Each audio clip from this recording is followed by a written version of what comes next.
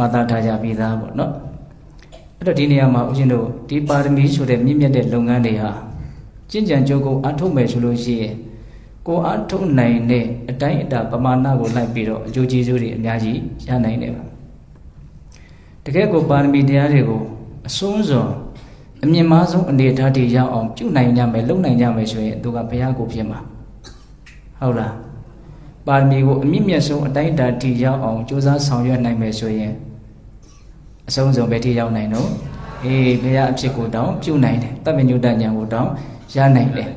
Tabin Yudan Yango Yatwajare, Suzu do Piashin 9, the Parmi Seva, 2 Tia on. A Bizo don't cheer on through her, Pisi Twajalo, Piam Chitwajara. The Department should have put the bureau. A general Jome Sulusi, the Tumira, she a day, Jonga, Mabiolo Mapio. The Jatumira, she a day, Jango paid about the Rondo, and Ninga Mataji Mabo. Tumira, she a day, Surava. Longer a lady chain, Gavada day, Kala Tega. Not deep in Gara, should have Yaswa Paya, Chiro Yema. Not that when you done Yango Yabo, Paya Soup, Pano, Mugere, Bogo Doji Bo. Ada Ujino. Piasu Bambida no leading China Gavada de Kala Jarakama, Gorama Boda Subiro da, Pia Absene, Wembola Rebo. Do I do me that she and the Italia, Lundiama, Aozia Gone in the town. Lundia Chala Joare, seizing Usari was some biro. Now he monda one biro yet they would day. Cornelia Dwemeza Benene, Pizone. It is Anchana never to Nene Dredjam, Logajima, Pia, one dollars without to Matthew. No dipping around Yaswa Pia Poinesora. Dama absent Matimata Matimisha Poindoramaho. No Namiji, a G. Pian Biro, a Boaro Mureka, the venue Danyango Yara Mureka, not the messenger de Uhoro Mureka, Sashi the Pien, not a Tingaya, a Tigara, not a John Legidi, Namiji Pian Bidoma, a Lupcheda. Till out Tinshara go to Mati, Balum Dida on Sorodoga, Sanchandane, Himonda Rema, Jomuinilo. At the Nero. Toramawati Jibago, no coming at the bureau, Zayansi Biro Laro. Oh, my land, a pianija Ludigo to Dida. A Ludwig Kajaro to Sembiro, Solana, Balunijado, Ludilomiani Solo. Deeping around Yaswapia, Dilan, which Alama Pit de Dwejam, Yahanabon leading China Biro, Alama Pit de Dwejam, Lampian de Jara. Edido Pioro, Pia, so let them to Edima, Jare. At a Jordan Chenzi tea kite on Yara Sheet, oh, Pia. Jaya Kere Tizaga, Hola. Era netu at the leve, Teniaza, Lampian boat to Piva to leve Kutu Yajenemo. But the Yadega, Lundiama, the Koji de Yetilu, Eda Dega, the Garamaria Tide. Tide to Yatu, alone saw the Piembo Cadet near Yifu, Pilate, the Golden Piemebo. Tavime, Tumidashi and Dega, the Golden Piembo, Didime, Kaya Ago, Don Chambio, Pienebo. Rabiaga Chola Rome, so that any time you ma 2 years, Langa, a bideo, a bidero Pedro Tivare, not Sanjico Pshibiro, Shumbotema, Alea Maucha like no, Piashi Netwa Yana Lite 2 year Kanago, Tada Absine, don't you be a name bidon, Jabasi, Nah, Yaswa Pia Tanobama, at the coast so may. Yana Lite name Yaswa Pia, the Geda Ninja Gomez to addition as a jump, Monsieur. Era ne Pia at the Yedo, Puya Mure Kama, to Valosianaro. Oh, Naha Digni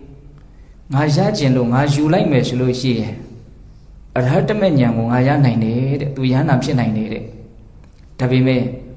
Nalu, Aswane, Izone, Poco Dealdi, Deal TD Niban, Twajam Baju Shimero. None at what the Holy Logaji will not get in Biro Twamelo. Jay dog, say go. Lutamani say Maguyere, say Gumio. Game me Igina, Tenina, Puridina, Tamadadina, Taven down, Papu Nadawa, Tanta Red Tantariwaka, Puticatali, Taujeno Yaswapia Cabilo Nebira, Butama Uzon Jane Joy. Jaro Swedom Yudo, Taki Winega, Tijare, Daimanaga, Longira, Soro Shimakona, Womachana. Nere Boko to go by Shiga and Biro, Shiko Uden Kine. Edima Yaswapiaga, the Gobiari had Jaya, Swedom Yudo, Mamma Nago, Chunemo. Edima Yaswapia, the Yedo, Shenari Buddha, Koromiagia, Pumio Yado. Perhaps she on below look here the lay Sudago. May look Yaswapiaga. ဗုဒ္ဓဝင်ပါဠိတော်ဆိုပြီးတော့ဘုရားကိုယ်တော်တိုင်ဟောခဲ့တာဒီအကြောင်းအရာတွေကဒါသူမေရပြမနနော်သူမေရကထာဆိုတာဒါကတည်တာမှတ်တမ်းတင်ထားတာပေါ့နော်ကိမေဧကေနတေနေနပုရိသေနဓမ္မတတိနာသဗ္ဗညုတံပပုနိတဝါတန်တာရတံတာရိဝကငါလိုအားအစွမ်းနဲ့ပြည့်စုံတဲ့ပုဂ္ဂိုလ်တယောက်ဟာတကူကောင်းဆံပြီးတော့နိဗ္ဗာန်ကိုကိုတီးတီးသွားမယ်ဆိုရင်ဘာအကျိုးရှိမလဲနော်နတ်နဲ့တကွာသောလောကကိုငါဟာသဗ္ဗညုတဉာဏ်ကိုရအောင်လုပ်ပြီးတော့နတ်နဲ့တကွာသောလောကကိုငါကဲတင်မယ်လို့ဒီလိုဆုံးဖြတ်တယ်အဲ့လိုဆုံးဖြတ်ပြီးတော့သူဘုရားစုပန်တယ်လို့ဆိုကြပါစို့အဲ့ဒီမှာဦးဇင်းတို့ဘုရားစုပန်တဲ့ချိန်မှာအနားမှာယူရှိတုံဆိုတော့ပိသက်တွေထဲမှာသူမိတ်တာဆိုတဲ့အမျိုးကောင်းသမီးလေးတယောက်ရှိတယ်ဒီပင်ကရာမြတ်စွာဘုရားကို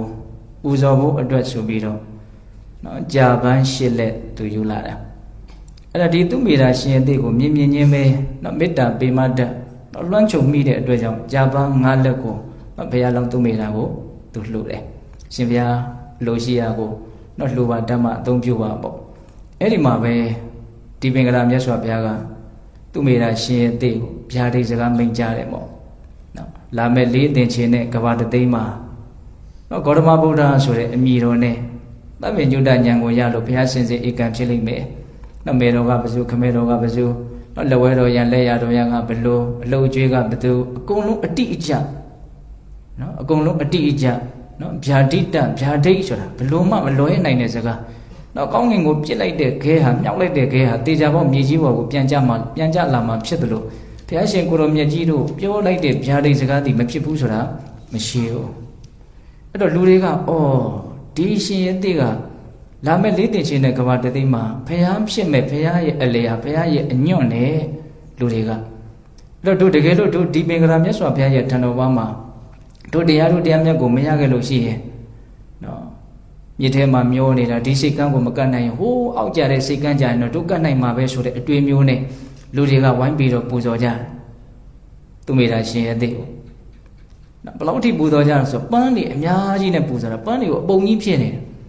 ပန်းတွေနဲ့ပူဇော်တာကလူတွေတည်းမကဘူးနော်ဒီပင်ကရာမြတ်စွာဘုရားနဲ့ယဟန္တာပေါင်း၄သိန်းကလည်းပဲအဲ့ဒါပန်းရှစ်စုပ်နော်ဒီပင်ကရာမြတ်စွာဘုရားကလည်းနော်ပူဇော်တယ်ဆိုတာကတော့အမျက်တနိုးတန်ဖိုးထားတဲ့လေးစားတဲ့အနေနဲ့ဒါပန်းရှစ်စုပ်သူ့ဘောကိုကျဲထားခဲ့တာအဲ့ဒါပန်းပုံကြီးဖြစ်နေတာအဲ့ဒါဘုရားရှင်ကိုရမြတ်ကြီးပြန်ကြွသွားပြီဆိုတော့အဲ့ဒီပန်းပုံကြီးပေါ်မှာထိုင်နေဘုရင်တို့ဘုရားလောင်းကသူမိသားကနော်အကုန်လုံးပြန်သွားကြပြီလူတွေလည်းပဲပူဇော်တဲ့လူတွေလည်းမရှိတော့ဘူးအဲ့ဒီတော့ပန်းပုံကြီးတို့မှာသူတပါးတယ်ငါ့ကိုဒီပင်ကရာမြတ်စွာဘုရားကဘုရားရှင်စေဧကံဖြစ်လိမ့်မယ်လို့ဗျာဒိတ်စကားမိန့်သွားတယ်ဘုရားရှင်တို့ရဲ့ဗျာဒိတ်ဆိုတာလည်းလွဲမှားတယ်လို့မရှိဘူး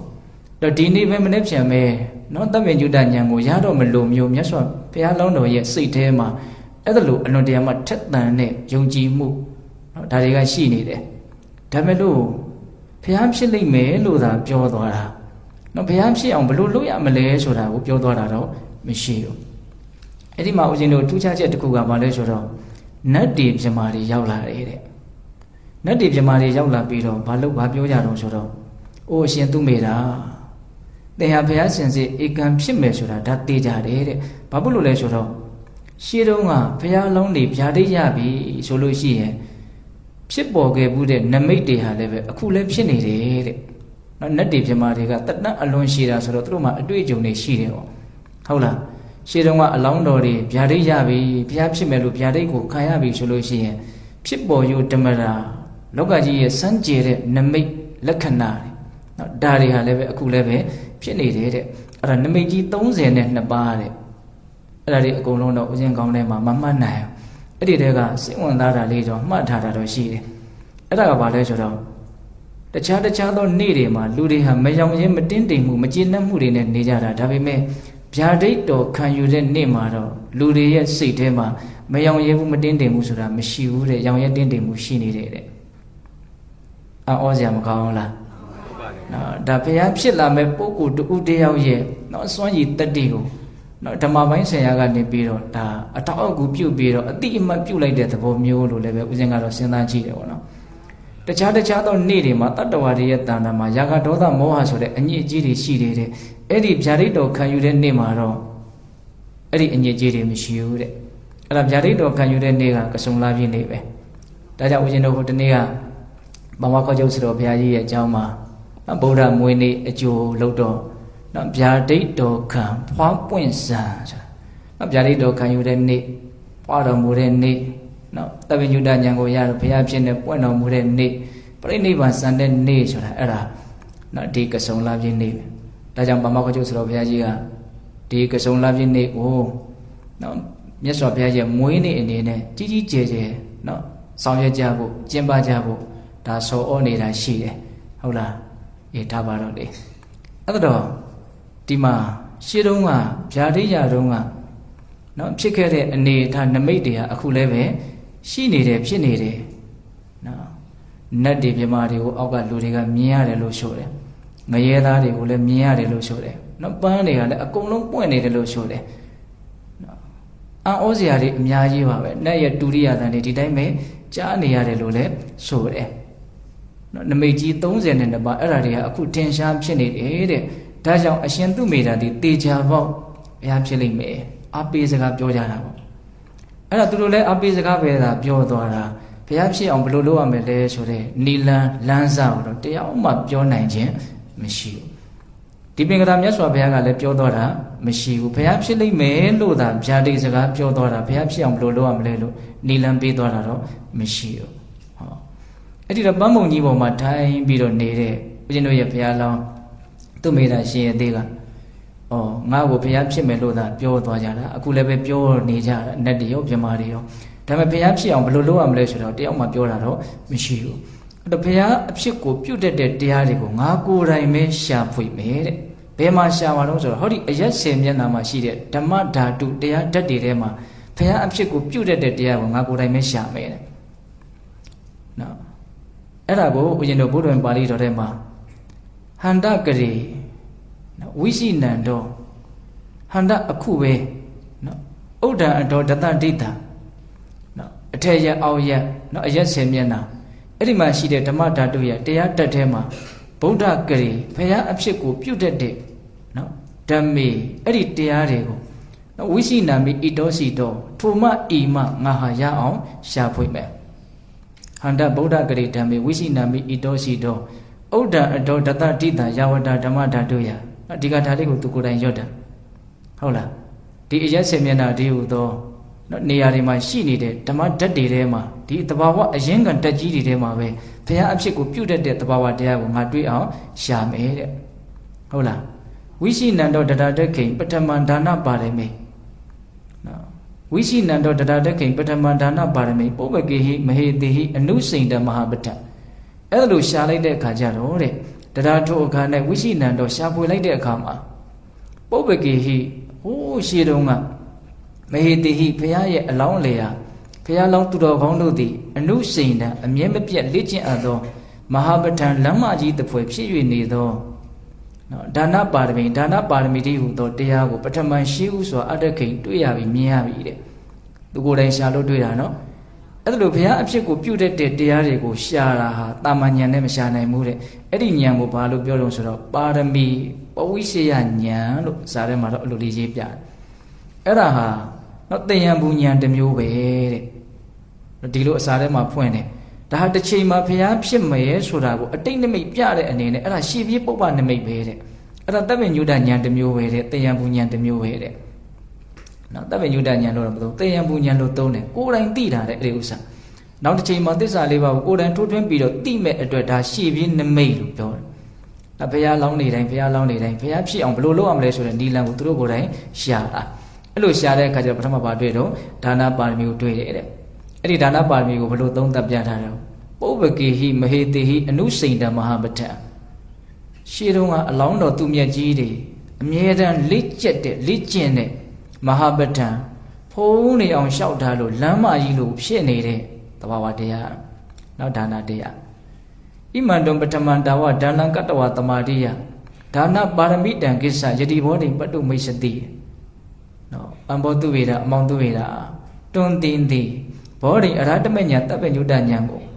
ပတ်တုံရောက်ခြင်းကယတိအိစတိအကယ်၍အလိုရှိတယ်ဆိုလို့ရှိတယ်နော်ဒါနပါရမီကိုပရိကိစ္စနော်ဒါကိုဖြည့်ဆည်းလိုက်ပါ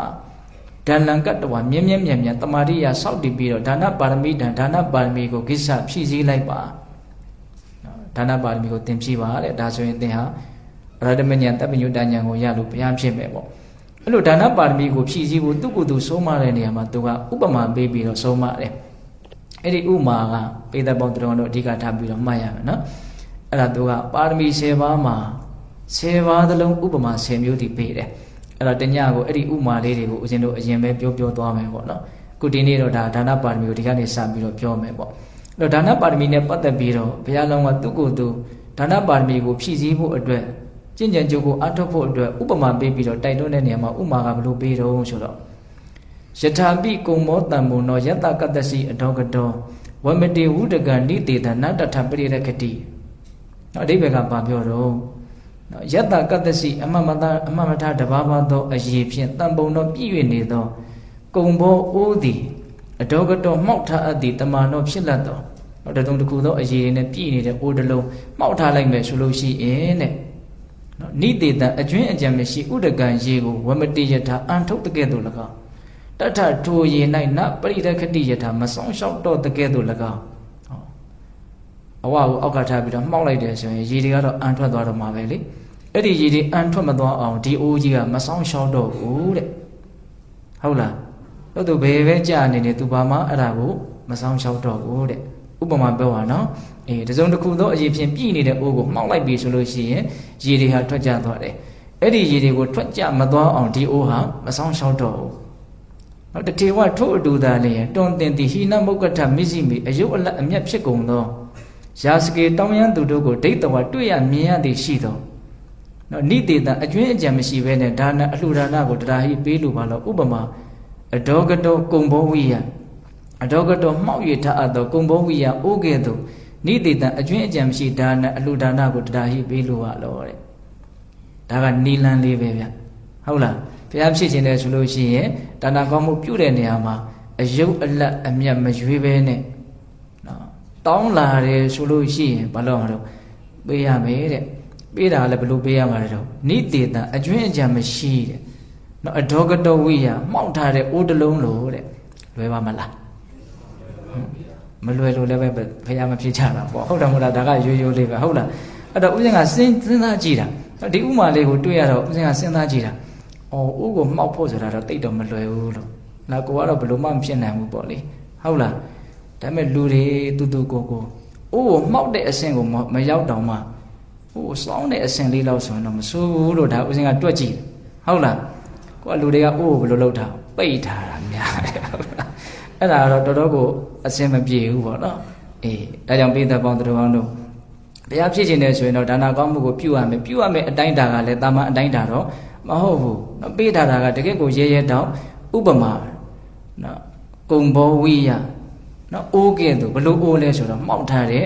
အိုးလို့တဲ့အဲ့လိုမျိုးအလူဒါနကိုပြုရမယ်ဒါဆိုလို့ရှိရင်သင်ဟာအရဟတမဉ္ဇဉ်တပ်ပယုတဉ္ဇဉ်ရလို့ဘုရားရှင်စေဧကံဖြစ်လိမ့်မယ်ဒါကဦးဇင်းတို့သူ့မိတာရှင်ရဲ့သေးကသူ့ကိုယ်သူစိုးမခဲ့တဲ့အပိုင်းပေါ့နောက်ကျန်တဲ့ပါရမီတွေကိုပြောတိုင်းဦးဇင်းတို့ဥမာတစ်မျိုးစီကိုတရားစခြင်းဒါလေးတွေကိုပြောသွားမှာနော်အခုဆက်ပြီးတော့ပြောကျင်တာက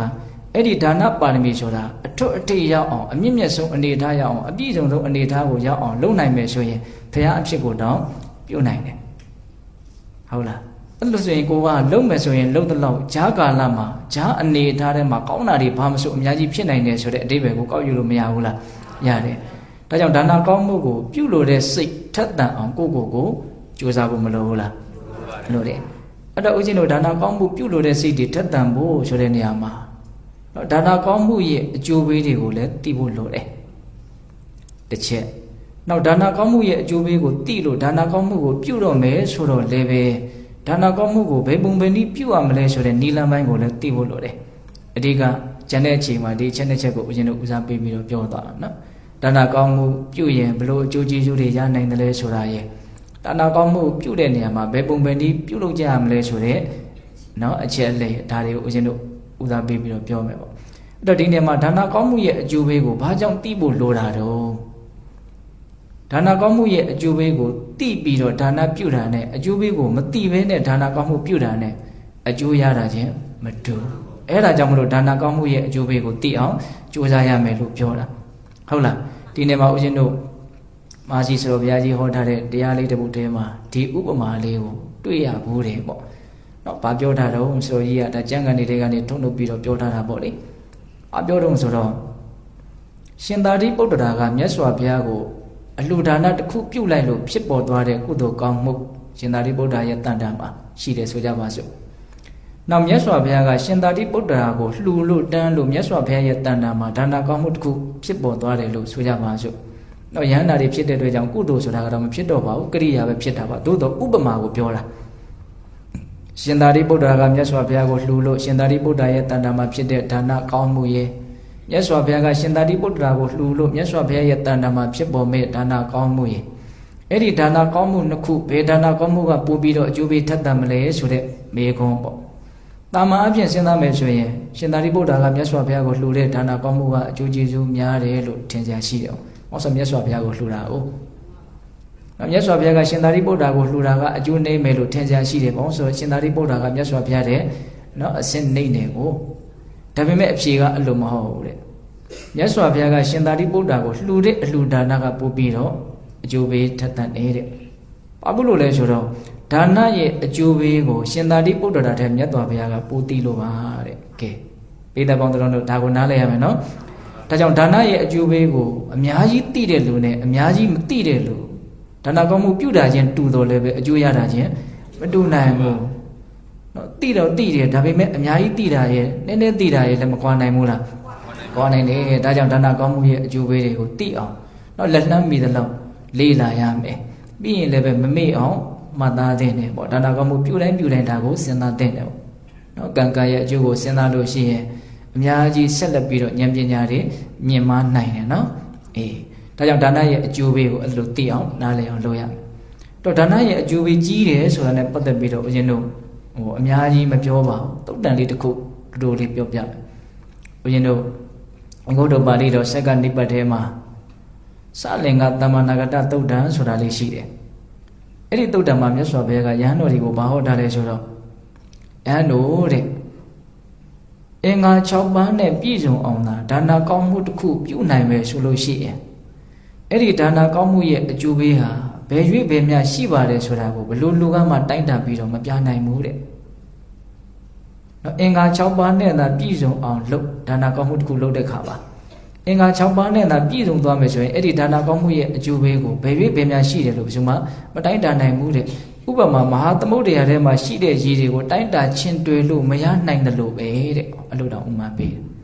။သမုဒ္ဒရာထဲမှာရှိတဲ့ရေတွေကိုဘယ်နှပုံးရှိတယ်ဘယ်နှခွက်ရှိတယ်လို့ဘယ်သူမှချင်းတွယ်လို့မရဟုတ်လားအဲ့လိုပဲဦးဇင်းတို့အင်္ဂါ6ပါးနဲ့သာပြည့်စုံအောင်လုပ်နိုင်မယ်ဆိုရင်အဲ့ဒီဒါနကောင်းမှုရဲ့အကျိုးပေးကိုဘယ်သူမှ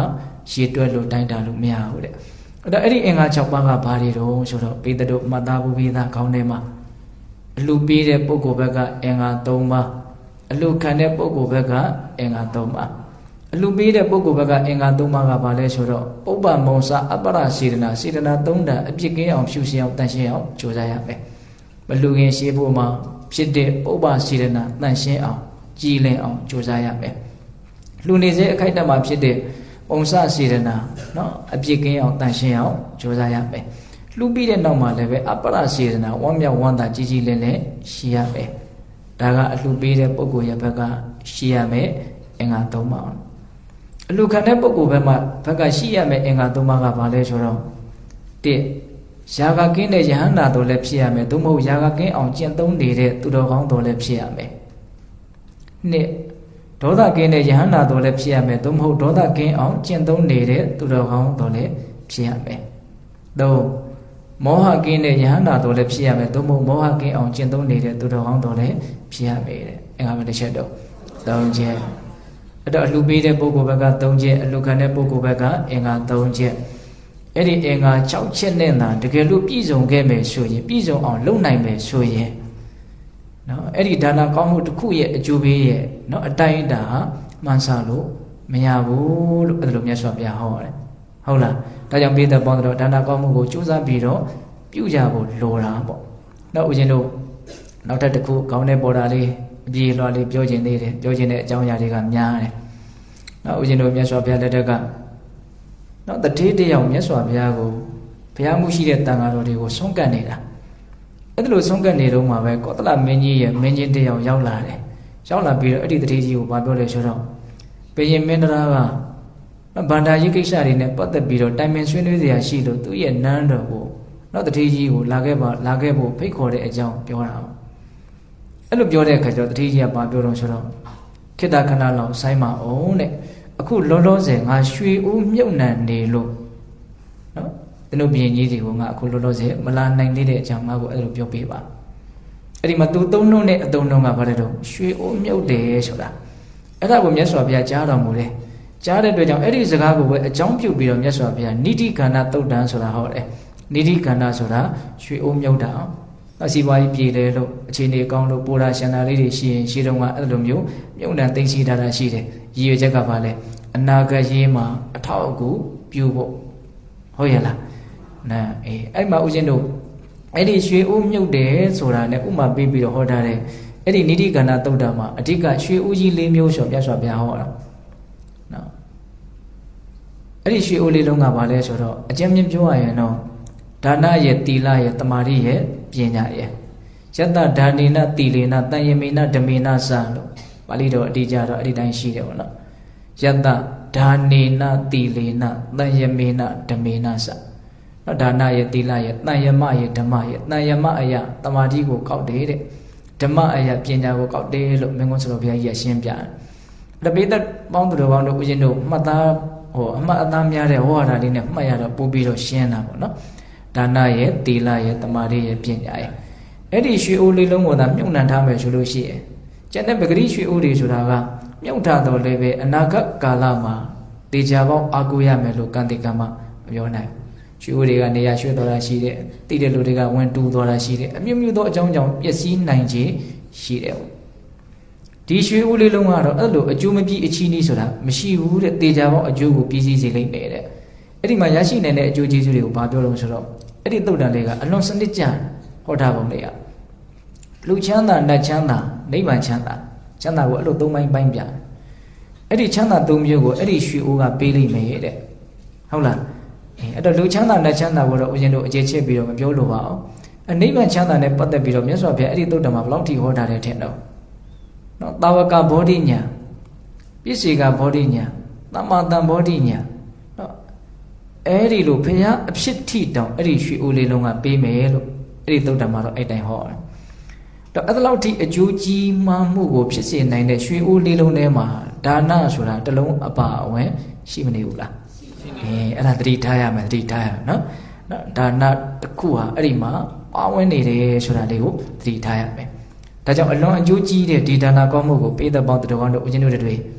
နော်အများကြီးစူးစမ်းကြဖို့လိုတယ်ပေါ့ဒီနေ့ဒါနကောင်းမှုပြုတဲ့နေရာမှာအဓိကကပစ္စည်းဥစ္စာရှိဖို့ဆိုတာထက်ယုံကြည်မှုတတ္တတရားသိမြင်နားလည်မှုပညာတရားရှိဖို့ကပို့ပြီးတော့အရေးပါတယ်ရှိတိုင်းလှူနိုင်တာမဟုတ်ဘူးနော်တကယ်တမ်းကဘလောက်မရှိတာလေးတွေကလည်းပဲလှူခြင်းတယ်ဆိုရင်တော့သူအတိုင်းတာလေးနဲ့သူတော့လေလှူလို့ရနေတာပဲလေဟုတ်လားမလှူခြင်းဘူးဆိုရင်တော့ဘာရှိလို့မှထွက်မလားဟုတ်ရဲ့လားအဲ့ဒါလို့ဆိုရင်တော့မြတ်စွာဘုရားကဘလူးဆောင်တဲ့ရေကန်တွေကရေတွေလို့ဘယ်သူမှမသုံးလိုက်ရမစွဲလိုက်ရပဲနဲ့ဒီလိုနဲ့ပဲပြီးပြောင်းဖြစ်သွားဒီလိုမျိုးဥမာပေးတာရှိတယ်ဒါကြောင့်ပိဿပေါင်းတော်ကောင်းတို့ဒါနရဲ့အကျိုးပေးတွေကိုအများကြီးသိအောင်နားလည်အောင်ကြိုးစားပြီးတော့ဒါနကောင်းမှုကိုပြုကြဖို့လိုတယ်အဲ့လိုပြုရတဲ့နေရာမှာလည်းပဲဒါလူတိုင်းဒါနကောင်းမှုဆိုတာကတော့ဗုဒ္ဓဘာသာမှာမဟုတ်ပါဘူးเนาะကျန်တဲ့ဘာသာကြားတွေမှာလည်းပဲဒါနကောင်းမှုဆိုတာတော့မပြုကြဘူးလားပြုကြတော့ဆိုလိုတာကဒါနကောင်းမှုနဲ့တတ်တော်တွေဟာမကင်းကြဘူးဆိုတာလေးကိုစဉ်းစားသိချင်တာဒါမကင်းကြတဲ့ပုဂ္ဂိုလ်တွေအတွက်လုံးဝဆိုရင်တော့ပြီးပြင်းမှန်ကန်အကျိုးရှိအောင်လုပ်နိုင်ဖို့မလိုဘူးလားနော်လုပ်တတ်ဖို့ကလည်းအလွန်အရေးကြီးတာပဲဦးဇင်းတို့ဗမာစကားပုံလေးတစ်ခုရှိတယ်ဦးဇင်းတို့ပြောနေကြပါပဲအစင်မတက်တော့စမ်းလျက်နဲ့မလှနော်စင်တော့စင်ထားတာပဲမတက်တဲ့အခါကျတော့မလှအငင်မတက်တော့ပန်းလျက်နဲ့မရတဲ့ငင်တော့ငင်းကြည့်တာပဲပန်းလာပဲအဖတ်တင်လိုက်တဲ့မရဒါကဘာလဲဆိုတော့ဘာလုပ်ငန်းပဲဖြစ်နီလန်းဟာအရေးကြီးတယ်ဆိုတာလေးကိုပြောတာဟုတ်ရဲ့လား ဒါကြောင့်ဒါနကောင်းမှုပြုတဲ့နေရာမှာတော့မှနီလန်းကအများကြီးအရေးပါတာဒါသဘောပေါက်ဖို့လိုတယ်အဲ့တော့ဦးဇင်းတို့ဒါနကောင်းမှုကိုဘယ်လိုပြုမလဲဆိုတဲ့အပိုင်းနဲ့ပတ်သက်ပြီးတော့နော်မင်းကွန်းဆရာဘုရားကြီးရဲ့နော်မဟာဗုဒ္ဓဝင်ကျမ်းအနုဒီပင်ဒီအဲ့ဒါကိုဦးဇင်းတို့အားကိုးပြုပြီးတော့ပေသက်ပေါင်းတော်ကောင်းတို့ပြောမှာပါခုပါရမီ7ပါးဟောတဲ့နေရာမှာအဓိကဦးဇင်းတို့အားကိုးအားပြုရတာကအဲ့ဒီမင်းကွန်းဆရာဘုရားကြီးရဲ့မဟာဗုဒ္ဓဝင်ကျမ်းပဲမဟာဗုဒ္ဓဝင်ကျမ်းထဲမှာပထမပိုင်းမှာနော်ပါရမီနဲ့ပတ်သက်ပြီးတော့အဓိကဖွင့်ဆိုထားတာအများကြီးရှိတယ်အဲ့ဒီတဲကပဲဦးဇင်းတို့အဓိကယူပြီးတော့ပြောတာပါကိုညံစွမ်းနဲ့ပြောနိုင်တာမရှိပါဘူးဟုတ်လားဒါကြောင့်ပိဿပေါင်းတော်ကောင်းတို့ဒါနကောင်းမှုကိုဘယ်လိုပြုမလဲဆိုတဲ့အပိုင်းမှာဦးဇင်းတို့ပါဠိတွေပြောဖို့စိတ်ကူးထားတော့ဆိုတော့ဆရာတော်ကြီးကနော်ဒါနနဲ့ပတ်သက်ပြီးတော့ဘလောက်ကြည်ကြဲပြန့်ပြန့်အဲ့ဒီမှာရေးပြထားတော့ဆိုတော့ဒါနကို2ခုတွဲအုပ်စု3ခုတွဲအုပ်စု4ခုတွဲအုပ်စုဆိုအုပ်စုလိုက်ဖွဲ့ပြီးတော့အများကြီးအခြေတန်ဝန်ပြောတယ်အဲ့ဒီတဲကဦးဇင်းတို့အချိန်နဲ့ပြောကြရတာဆိုတော့အကုန်လုံးကိုပြောချင်တာတွေလည်းစွတ်ပြောနေလို့မဖြစ်ဘူးเนาะအဲ့တော့ဦးဇင်းစိတ်ထဲမှာပြောချင်စိတ်ပေါက်တာလေးတွေကိုပဲဒါပြောမယ်ပေါ့အဲ့တော့ပထမဘာပြောချင်တယ်ဆိုတော့ဒါနဆိုတာတဲ့အစ္ဆတိကဒါနရှိတယ်အာဟိရဒါနရှိတယ်အစ္ဆတိကဒါနဆိုတာကမိမိရဲ့ကိုယ်အင်ကအစိပိုင်းအသွေးအသားဒါတွေကိုဖောက်ထုတ်လှိဖြက်ပြီးတော့လှူတဲ့ဒါနမျိုးပါဟိရဒါနဆိုတာဒီခန္ဓာကိုယ်ရဲ့အပြင်ဘက်မှာကိုယ်ပိုင်ဆိုင်တဲ့အရာကိုလှူလိုက်တာမျိုးအဲ့ဒီဒါန2မျိုးမှာအစ္ဆတိကဒါနသည်ပို့ပြီးတော့မြင့်မြတ်တယ်လို့ဆိုတယ်ဒါကသွေးလူရှင်တွေဘာတွေအားတက်စရာကောင်းတာပေါ့နော်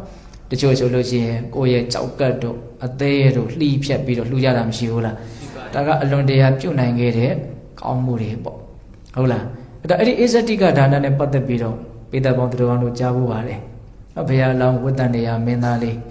နော်အလှူဒန်းအလွန်ရရောတာဟုတ်လားအမိဘိုက်ထဲကထွက်ပြီးဆိုတော့နော်မွေးဖွားလာခြင်းစပြီးတော့စကားပြောတယ်မွေးဖွားပြီးချင်းစကားပြောတာလေဘာပြောတော့ဆိုတော့အမေဘာလှူစရာရှိတော့လှူစရာပေးပါလို့ပြောတယ်တဲ့ကဲနော်မွေးဖွားပြီးချင်းစကားပြောတာဦးဇင်းတို့ဘုရားလောက်မှာ3ဘဝရှိတယ်ဝတ္တန်တရားမင်းသားလေးဘဝမေဘာလှူစရာရှိတော့လှူစရာပေးပါမဟောတထဘဝလက်ထဲမှာတရားမင်းကထည့်ပေးလိုက်တဲ့ဆေးပါတယ်ဒါပါလေလို့မအေးကမေးတော့ဒါဆေးယောဂပေါင်းစုံကိုပျောက်တယ်ပြောတာမွေးဖွားပြီးချင်းပြောတာနောက်ထပ်မွေးဖွားပြီးချင်းပြောတဲ့ဘဝကဘုရားဖြစ်မဲ့တိတ္တထမင်းသားဘဝနော်အခောဟမသမိလောကကြီးမှာငါအမျက်ဆုံးနော်စစ်တော်ဟမသမိလောကကြီးမှာငါအကြီးဆုံးဟုတ်လားအဲ့လိုမျိုးစကားကြီး9ခွန်းလောက်ပြောတာရှိတယ်နော်ဒါကဦးဇင်းတို့ကြည်ကြည်ပြန့်ပြန့်မှတ်သားစရာတော့ရှိတာပေါ့အဲ့တော့ပြောချင်တာကအဲ့ဒီဝတ္တန်တရားမင်းသားလေးနော်အလှူဒါနရရောပုံကလေးသူတိတ္တဆအရွယ်လေး9နှစ်သား10နှစ်သားလောက်ပဲရှိအောင်မယ်နော်ခဏခဏသူ့ရဲ့လေဘင်းကလေရွဲကိုသူချွတ်ပြီးတော့လှူတာရှိတယ်ခဏခဏချွတ်လှူတာနောက်ဒီနေ့ကတော့နောက်ကလေးမလေးတယောက်3နှစ်လောက်ပဲရှိတယ်သူ့လေဘင်းကဆွဲချိုးကိုဘုန်းကြီးကိုလှူခြင်းပါတယ်ဆိုတော့အဲ့ဥစဉ်တီရောက်လာနောက်ရွှေဆွဲချိုးလေးသူလာလှူတာအဲ့ဒါဥစဉ်က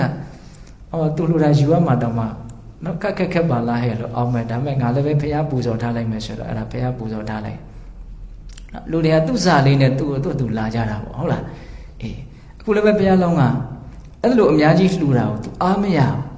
မရတဲ့ခါကျ तू ဘာစဉ်းစားလဲဆိုတော့ဒီချိန်မှာတစုံတစ်ယောက်ကများငါရဲ့နှလုံးသားကိုလိုချင်တယ်လို့များလာပြောမယ်ဆိုရင်ငါအဲ့ဒီနှလုံးသားကိုဖြတ်ပြီးတော့ကိုလှူပလိုက်မယ် तू စဉ်းစားတကယ်လို့များတစုံတစ်ယောက်ကမင်းရဲ့ခေါင်းကိုရချင်တယ်ဆိုရင်ငါရဲ့ခေါင်းကိုငါဖြတ်ပြီးတော့ပေးလိုက်မယ်ဒါမှမဟုတ်အဲ့ဒါတွေကငါအတွက်အသုံးမကျပါဘူးမင်းငါတို့အိမ်ကိုလိုက်ခဲ့ပြီးတော့တစ်သက်လုံးငါတို့ရဲ့ကြီးကျွန်ဖြစ်နေငါတို့ခိုင်းတာကိုလုပ်ရမယ်လို့များခေါ်မယ်ဆိုရင်လေငါကြီးကျွန်ဖြစ်နေလိုက်သွားမယ်လို့စဉ်းစားနေတယ်ဘလို့စိတ်တွေတုံးတော့ဦးစင်းကတော့နားမလည်နိုင်ဘူးပေါ့နော်ဟုတ်လားတက္ကရာမတို့ဦးစင်းတို့တွေကနော်အရန်ကိုကြံထန်လုံးတာဆိုတဲ့အခါကျတော့ဟုတ်လားဒီလိုသူများကိုပေးမယ်ဆိုတာကြီးကတော်တော်ကိုမလွယ်တဲ့ကိစ္စတော့ဟုတ်လားအဲ့လိုစဉ်းစားတဲ့အခါကျတော့အဲ့ဒီစဉ်းစားတဲ့ဒဏ်ချက်ကိုမဟာပထဝီမြေကြီးမခံနိုင်ဘူးတဲ့မြေကြီးတုံတယ်မြေကြီးလှုပ်တယ်နော်ဒါငလျင်လှုပ်တယ်လို့ပဲပြောကြပါစို့ဟုတ်လားဒါကြောင့်အစ္ဆတိကဒါနဆိုတာအဲ့လိုမျိုးသူကစွမ်းအားတတိရှိတယ်ဒါလူတိုင်းမှာရှိတာတော့ဆိုလိုတာတော့မဟုတ်ဘူးပေါ့ဟုတ်လားဒါကဦးဇင်းတို့စက်မိတာလေးကိုပြောပြတာနော်နောက်ပြီးတော့ဦးဇင်းတို့ဒါနအမျိုးအစားတွေခွဲပြီးတော့ပြောတဲ့နေရာမှာအာမိတဒါနရေဓမ္မဒါနရေလို့တခါ2မျိုးပြောပြန်တယ်ဒါလေးကလည်းပဲအလုံးအကျုံးဝင်တဲ့ကြောင့်မှတ်သားစရာကောင်းတယ် နောက်အာမိတဒါနဆိုတာကနော်စားစရာတောက်စရာဝတ်စရာနေစရာထိုင်စရာသုံးဆွဲစရာအစရှိတဲ့ပစ္စည်းဝတ္ထုအစုစုကိုလှူဒါန်းတန်းတာကိုအာမိတဒါနလို့ပြောတယ်ဓမ္မဒါနဆိုတာကတော့စစ်မှန်တဲ့အတိညာဏ်ကိုရဖို့အတွက်တရားအတိညာဏ်ဖြစ်ဖို့အတွက်ပြောပြတာရေးပြတာဒါကိုဓမ္မဒါနဟုတ်လားအဲ့ဒီမှာအာမိတဒါနထက်ဓမ္မဒါနသည်အလွန်အကျူးအထူးသဖြင့်မြတ်တယ်တဲ့နော်ဒါလည်းပဲလူတိုင်းကြားဖို့ပါတယ်ဒါပေမဲ့ဘာကြောင့်အာမိတဒါနထက်ဓမ္မဒါနကမြတ်ရတယ်ဆိုတဲ့အကြောင်းတရားလေးကိုတော့စဉ်းစားကြည့်စီခြင်းတယ်ဘာလို့အာမိတဒါနထက်ဓမ္မဒါနကမြတ်ရတာတော့တကယ်လို့တစုံတယောက်ကအဲ့လိုမေးမယ်ဆိုရင်ဒီကဓမ္မဦးဇင်းတို့ဖြေရရှိရမယ်အာမိတပစ္စည်းဝတ္ထုတွေကြောင့်ဖြစ်ပေါ်တဲ့ချမ်းသာဒုက္ခမျိုးထက်ဓမ္မတရားအသိဉာဏ်ကြောင့်ဖြစ်ပေါ်လာတဲ့ချမ်းသာဒုက္ခကအစမတန်ကြီးကျယ်မြင့်မြတ်တယ်ဒါကြောင့်ဓမ္မဒါနကမြတ်တယ်ဟုတ်လားပစ္စည်းဝတ္ထုတွေကြောင့်ဒုက္ခခတ်သိငြိမ့်တယ်ဆိုတာမရှိဘူးတရားကိုတကယ်သိမယ်ဆိုရင်ဒုက္ခခတ်သိမငြိမ့်နိုင်ဘူးလားငြိမ့်နိုင်တယ်ဖြစ်ပေါ်လာမဲ့အကျိုးဆက်တွေကအယံကွာခြားမနေဘူးလားကွာခြားနေတယ်ဒါကြောင့်အမိတကိုပေးတာတဲ့ဓမ္မကိုပေးတာကအလွန်တရာမှမြင့်မြတ်တယ်အောင်ဒီနေ့မှာဦးဇင်းတို့မင်းကုန်းဆိုတော်ဘုရားကြီးကဓမ္မဒါနပြုတယ်ဆိုတာတရားတွေကိုဟောနိုင်မှရေးနိုင်မှဒီလိုမှမဟုတ်ပါဘူးတဲ့နော်တရားစာအုပ်တွေလှူတာမျိုးတရားခွေတွေဖြန့်ချီတာမျိုးနော်တရားနာဖြစ်ဖို့အတွက်တရားစကားပြောဖြစ်ဖို့အတွက်ပံ့ပိုးပေးတာမျိုးအဲ့လိုမျိုးလုပ်မိန်လည်းပဲဒါဓမ္မဒါနကုသိုလ်ကိုရတယ်လို့ဆိုရမေးတဲ့ဥပမာနော်သူများကိုဆေးမလှူနိုင်လို့ဆေးမကုတတ်လို့ရှိတော်လည်းပဲနော်ဆေးနီးကိုပေးမယ်ဆိုလို့ရှိရင်ဒါဆေးကိုလှူရရောက်တယ်ဆိုတဲ့အဓိပ္ပာယ်မျိုးနဲ့ဆိုကြီးကဥမာပေးပြီးတော့ပြောတာရှိတယ်ဟုတ်လားဒါကြောင့်ပေးတဲ့ပေါင်းတော်ကောင်းတို့အမိတဒါနထက်မြင့်မြတ်တဲ့ဓမ္မဒါနဒုကိုလည်းပဲရအောင်ကြိုးစားရမယ်နော်ကိုယ်တိုင်သိပြီဆိုလို့ရှိရင်ဒါကိုသိတဲ့အတိုင်းဒါလေးနဲ့ပေါ့နော်ကိုယ်တိုင်သိပြီဆိုလို့ရှိရင်သိတာလေးကိုသူများကိုပြောမယ်ဆိုရင်ပြောလို့မရဘူးလားရတယ်တချို့ကပြောကြတာရှိတယ်ဒီလိုတော့မပြောတတ်ဘူးနော်ဒီပြင်စကားတွေကြတော့အသေးစိတ်တိတိခွာခွာအရန်ပြောတတ်တာတွေရှိတယ်မဟုတ်လားရှိရနော်အရန်တချို့ကတရားမေးမယ်ဆိုရင်မမှတ်မိဘူးဒီလိုတော့ပါရမီကနည်းတယ်ဒီပြင်ဟာတွေအများကြီးမှတ်မိနေတာတွေမရှိဘူးလားရှိရနော်အလွန်ဝေးကွာတဲ့အချိန်ကာလကအနေထားတွေတောင်တချို့ခေလေးတွင်းကြပြောတယ်ဆိုတယ်ဒါပေမဲ့တရားကြတော့မပြောအမှန်ဆိုရင်ပြောဖို့မကောင်းဘူးလားကောင်းတယ်နော်ဒါကြောင့်ကိုယ့်ရဲ့အတိုင်းပိုင်းကိုယ့်မိသားစုကိုယ့်ဆွေမျိုးဒါတွေရဲ့ပုံမှာဓမ္မဒါနကုသိုလ်တို့ကိုပြုလုပ်ဖို့လုပ်တယ်အဲ့ဒါဟာအမြင့်မြတ်ဆုံးသာသနာပြုနည်းဖြင့်သာသနာပြုတယ်လို့လည်းမဆိုနိုင်ဘူးလားဆိုနိုင်တယ်ဒါကြောင့်အမိတဒါနကိုကြီးပြုနေလို့မလုံလောက်နော်ဓမ္မဒါနလည်းပြုဖို့လို့လားလိုတယ်အဲ့တော့ဒါနနှစ်တွဲရှိသွားတယ်နော်နောက်ဦးဇင်းတို့ဆက်ပြီးတော့လူတွေတည်လိုက်တဲ့အတွဲတွဲဒါနတွဲအဲ့ဒါဘာလဲဆိုတော့တာဝိဇ္ဇဒါနနဲ့အနာဝိဇ္ဇဒါနဟောတာဝိဇ္ဇဒါနဆိုတာကလောဘဒေါသမောဟအပြစ်တွေခြံရံပြီးတော့လှူတဲ့အလှူဒါနနဝိဇ္ဇဒါနဆိုတာအဲ့လိုလောဘဒေါသမောဟအပြစ်တွေမခြံရံပဲနဲ့အလွန်တန်ရှင်းစင်ကြယ်တဲ့အလှူဒါနနော်ဒါကိုဦးဇင်းတို့ပူပြီးတော့ပေါ်လွင်ထင်ရှားအောင်ပြောရလို့ရှိရင်နော်ဒါနကောင်းမှုပြုရင်းနဲ့ဦးဇင်းတို့ဗုဒ္ဓဘာသာဝင်တွေမှာအများကြီးအကုသိုလ်တွေဖြစ်ကြတာတွေမရှိဘူးလားရှင်နော်ငါတို့အလှူမှာနော်ဝက်ကဘလောက်ကြက်ကဘလောက်ဒီလိုတတ်ကြတာတွေချုပ်မရှိဘူးလားရှိပါတယ်နောက်အလှူပွဲမှာဇက်ပွဲတွေငှားတာအငိမ်ပွဲတွေငှားတာတွေမရှိဘူးလားရှိတယ်ဒါပါတွေခြံရံနေတာအကုသိုလ်တွေခြံရံနေတာနော်အကုသိုလ်တွေခြံရံနေတာဘာသာကြီးကိုဗန်းပြပြီးတော့ကိုယ့်ရဲ့ပျော်ရွှင်ခြင်းတဲ့စိတ်ကိုအာသာဖြေကြတာပေါ့နော်ဒါတွေကအလွန်များတယ်နော်ဦးဇင်းတို့ဘောဓိမြိုင်ဆရာတော်ဘုရားကြီးပြောတာလေးရှိတယ်အပျော်အပြက်ပြောပြီးရင်ပြက်မှာပဲတဲ့ဗမာလူမျိုးကအပျော်အလွန်မဲ့တယ်ပျော်ဝဲရွှင်ပွဲမရှိတဲ့လားလို့ကိုမရှိဘူးတဲ့နော်အယံငွေကိုဖြုံးတီးကြတယ်အချိန်ကိုဖြုံးတီးကြတယ်ဟုတ်လားဒါပါတော့ဒါတွေကိုပြောရတာသိပြီးတော့စိတ်လည်းမချမ်းသာပါဘူးဟုတ်လားသို့တော်လည်းပဲအဲ့လိုဒါနမျိုးသည်တာဝိဇ္ဇဒါနနော်အပြစ်တွေခြံရံပြီးတော့အကုသိုလ်တွေခြံရံပြီးတော့လူတဲ့ဒါနမျိုးဒီနေရာမှာဦးဇင်းတို့တာဝိဇ္ဇဒါနတဲ့အနာဝိဇ္ဇဒါနကမြတ်တယ်ဆိုတာတော့အထူးပြောစရာမလိုဘူးပေါ့တော့ဒီနေရာမှာနည်းနည်းလေးသတိထားစရာကောင်းတာစိတ်ဝင်စားစရာကောင်းတာလေးအချက်တစ်ချက်ပေါ့အဲ့ဒါကဘာလဲဆိုတော့တာဝိဇ္ဇဒါနနော်အပြစ်တွေခြံရံပြီးတော့အကုသိုလ်တွေခြံရံပြီးတော့ပြုကြတဲ့ဒါနမျိုးအကျိုးပေးလာတဲ့အခါမှာဘယ်လိုသဘောရှိလဲဆိုတာလေးကိုစိတ်ဝင်စားစရာကောင်းတာဝိဇ္ဇဒါနရှင်များဟာတဲ့ဖြစ်လျာဘဝမှာကောင်းရောင်းကောင်းဝယ်နဲ့အကျိုးပေးဘူးတဲ့မဟုတ်တာတွေမကောင်းတာတွေလုံးဝအကျိုးပေးတာလေဗျာဟာဒီလုပ်ငန်းတွေကအကုသိုလ်တွေများလိုက်တာရက်လိုက်မှပဲကောင်းတာလေးလုံးပြောင်းလုံးမယ်ဆိုအဲ့ဒါကောင်းတာလုံးရင်သူအဆင်ပြေတော့ ဒါဘာလဲဆိုတော့ကုသိုလ်လုပ်တုန်းကအကုသိုလ်တွေခြံရံခဲ့လို့နော်ကိုယ့်ရဲ့အကျိုးပေးကလည်းအကုသိုလ်နဲ့မှပဲအကျိုးပေးတော့တာကုသိုလ်နဲ့အကျိုးမပေးဘူ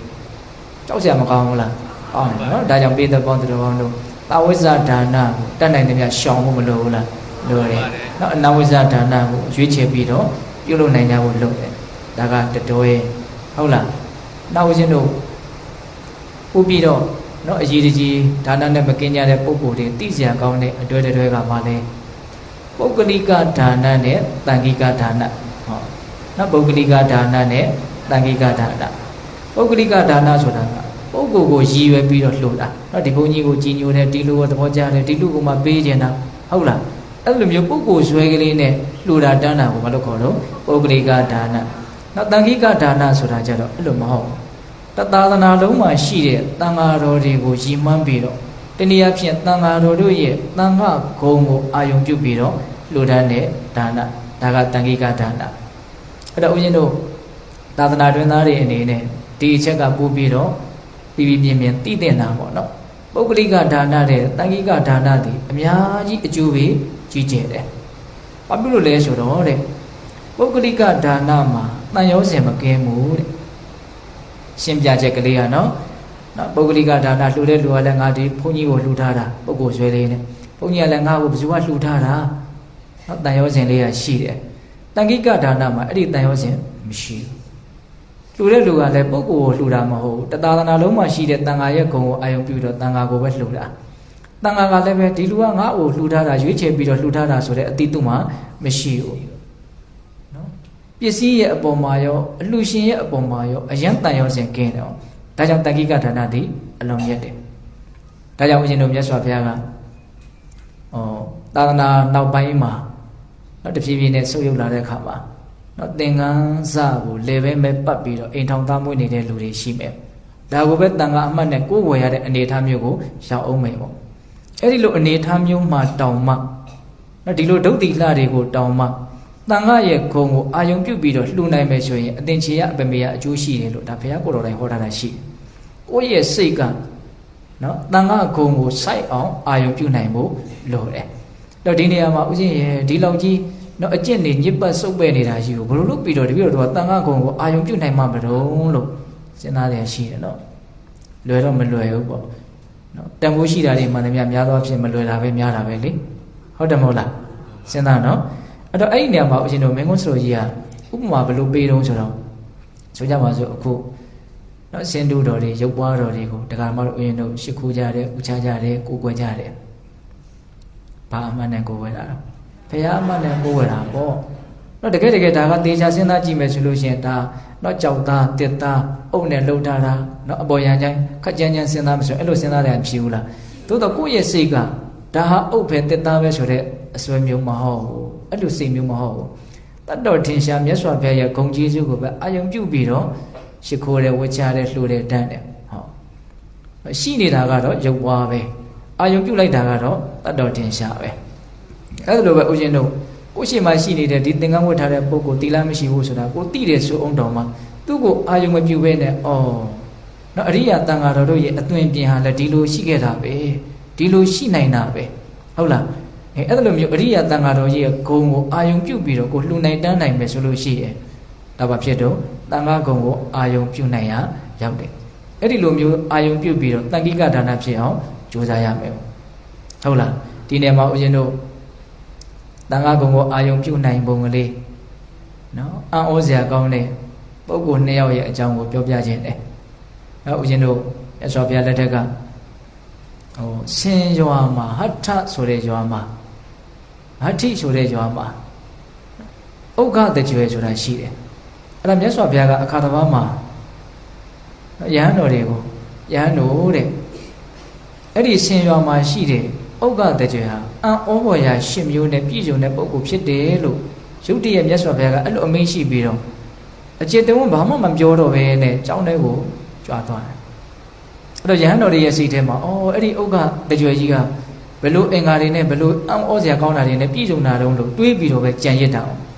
အဲ့ဒါယဟန်တစ်ပါးကတော့တွေးမနေခြင်းဘူးသွားပြီးတော့ပဲမေးလိုက်တော့မယ်ဆိုတော့အဲ့ဒါတပိတ်လွယ်ပြီးတော့အဲ့ဒီဥက္ကတထေကြီးရှိတဲ့နေရာကိုသွားတာဗျာသွားပြီးတော့တခါကြီးဒ တခါကြီးကိုမြတ်စွာဘုရားကအံ့ဩဖွယ်ရာ10မျိုးနဲ့ပြည့်စုံတဲ့ပုဂ္ဂိုလ်တယောက်လို့ပြောတယ်တခါကြီးမှာအံ့ဩစရာတွေဘာတွေရှိတော့ပြောပါအောင်လက်တွေသွားမေးတာသွားမေးတဲ့အခါကျတော့ဥက္ကဋ္ဌထေကြီးကအရှင်ဘုရားတပည့်တော်မှာရှိတဲ့အံ့ဩဖွယ်ရာတွေကဘာတွေကိုရည်ရွယ်ပြီးတော့မြတ်စွာဘုရားက10မျိုးရှိတယ်လို့ပြောလိုက်တာလဲတော့တပည့်တော်တော့မသိဘူးတဲ့ဒါပေမဲ့တပည့်တော်ရဲ့တန်တာမှာတပည့်တော်ကိုယ်တိုင်အံ့ဩစရာအံ့ဩယူရလောက်တဲ့နော်အကြောင်းအရာလေးတွေကတော့ရှိနေတာအမှန်ပဲတဲ့အဲ့ဒါကိုသူကပြောပြအဲ့ဒါကဘာလဲဆိုတော့နံပါတ်1အံ့ဩစရာကနော်တပည့်တော်ခန်းတော်တော်ထဲမှာနော်အရက်သေးတာတွေတောက်စားမှုယူပျော်ပါနေတော့မှမြတ်စွာဘုရားကိုဖူးရတယ်တဲ့အဲ့ဒီဥယျာဉ်ထဲမှာအဲ့ဒါဘုရားကိုဖူးမြော်ရလိုက်ရခြင်းပဲအမှုတွေတခါတည်းပြေသွားတယ်အောက်လို့ပြေသွားတယ်တော့မသိဘူးမူးတာတွေဘာမှမရှိတော့ဘူးအဲ့ဒါတပည့်တော်ရဲ့နံပါတ်1အံ့ဩစရာပဲတဲ့ဟုတ်လားနောက်နံပါတ်2အံ့ဩစရာကဘာလို့ဆိုတော့အဲ့ဒီဘုရားကိုဖူးမြော်ရတဲ့အခါမှာပဲမြတ်စွာဘုရားဟောပြတဲ့တရားကိုနာပြီးတော့တပည့်တော်အဲ့ဒီအချိန်မှာပဲသောတာပန်ဖြစ်တယ်သောတာပတိမေညာကိုရတယ်သောတာပန်လည်းဖြစ်ပြီးပြီဆိုတော့တပည့်တော်ဟာတဲ့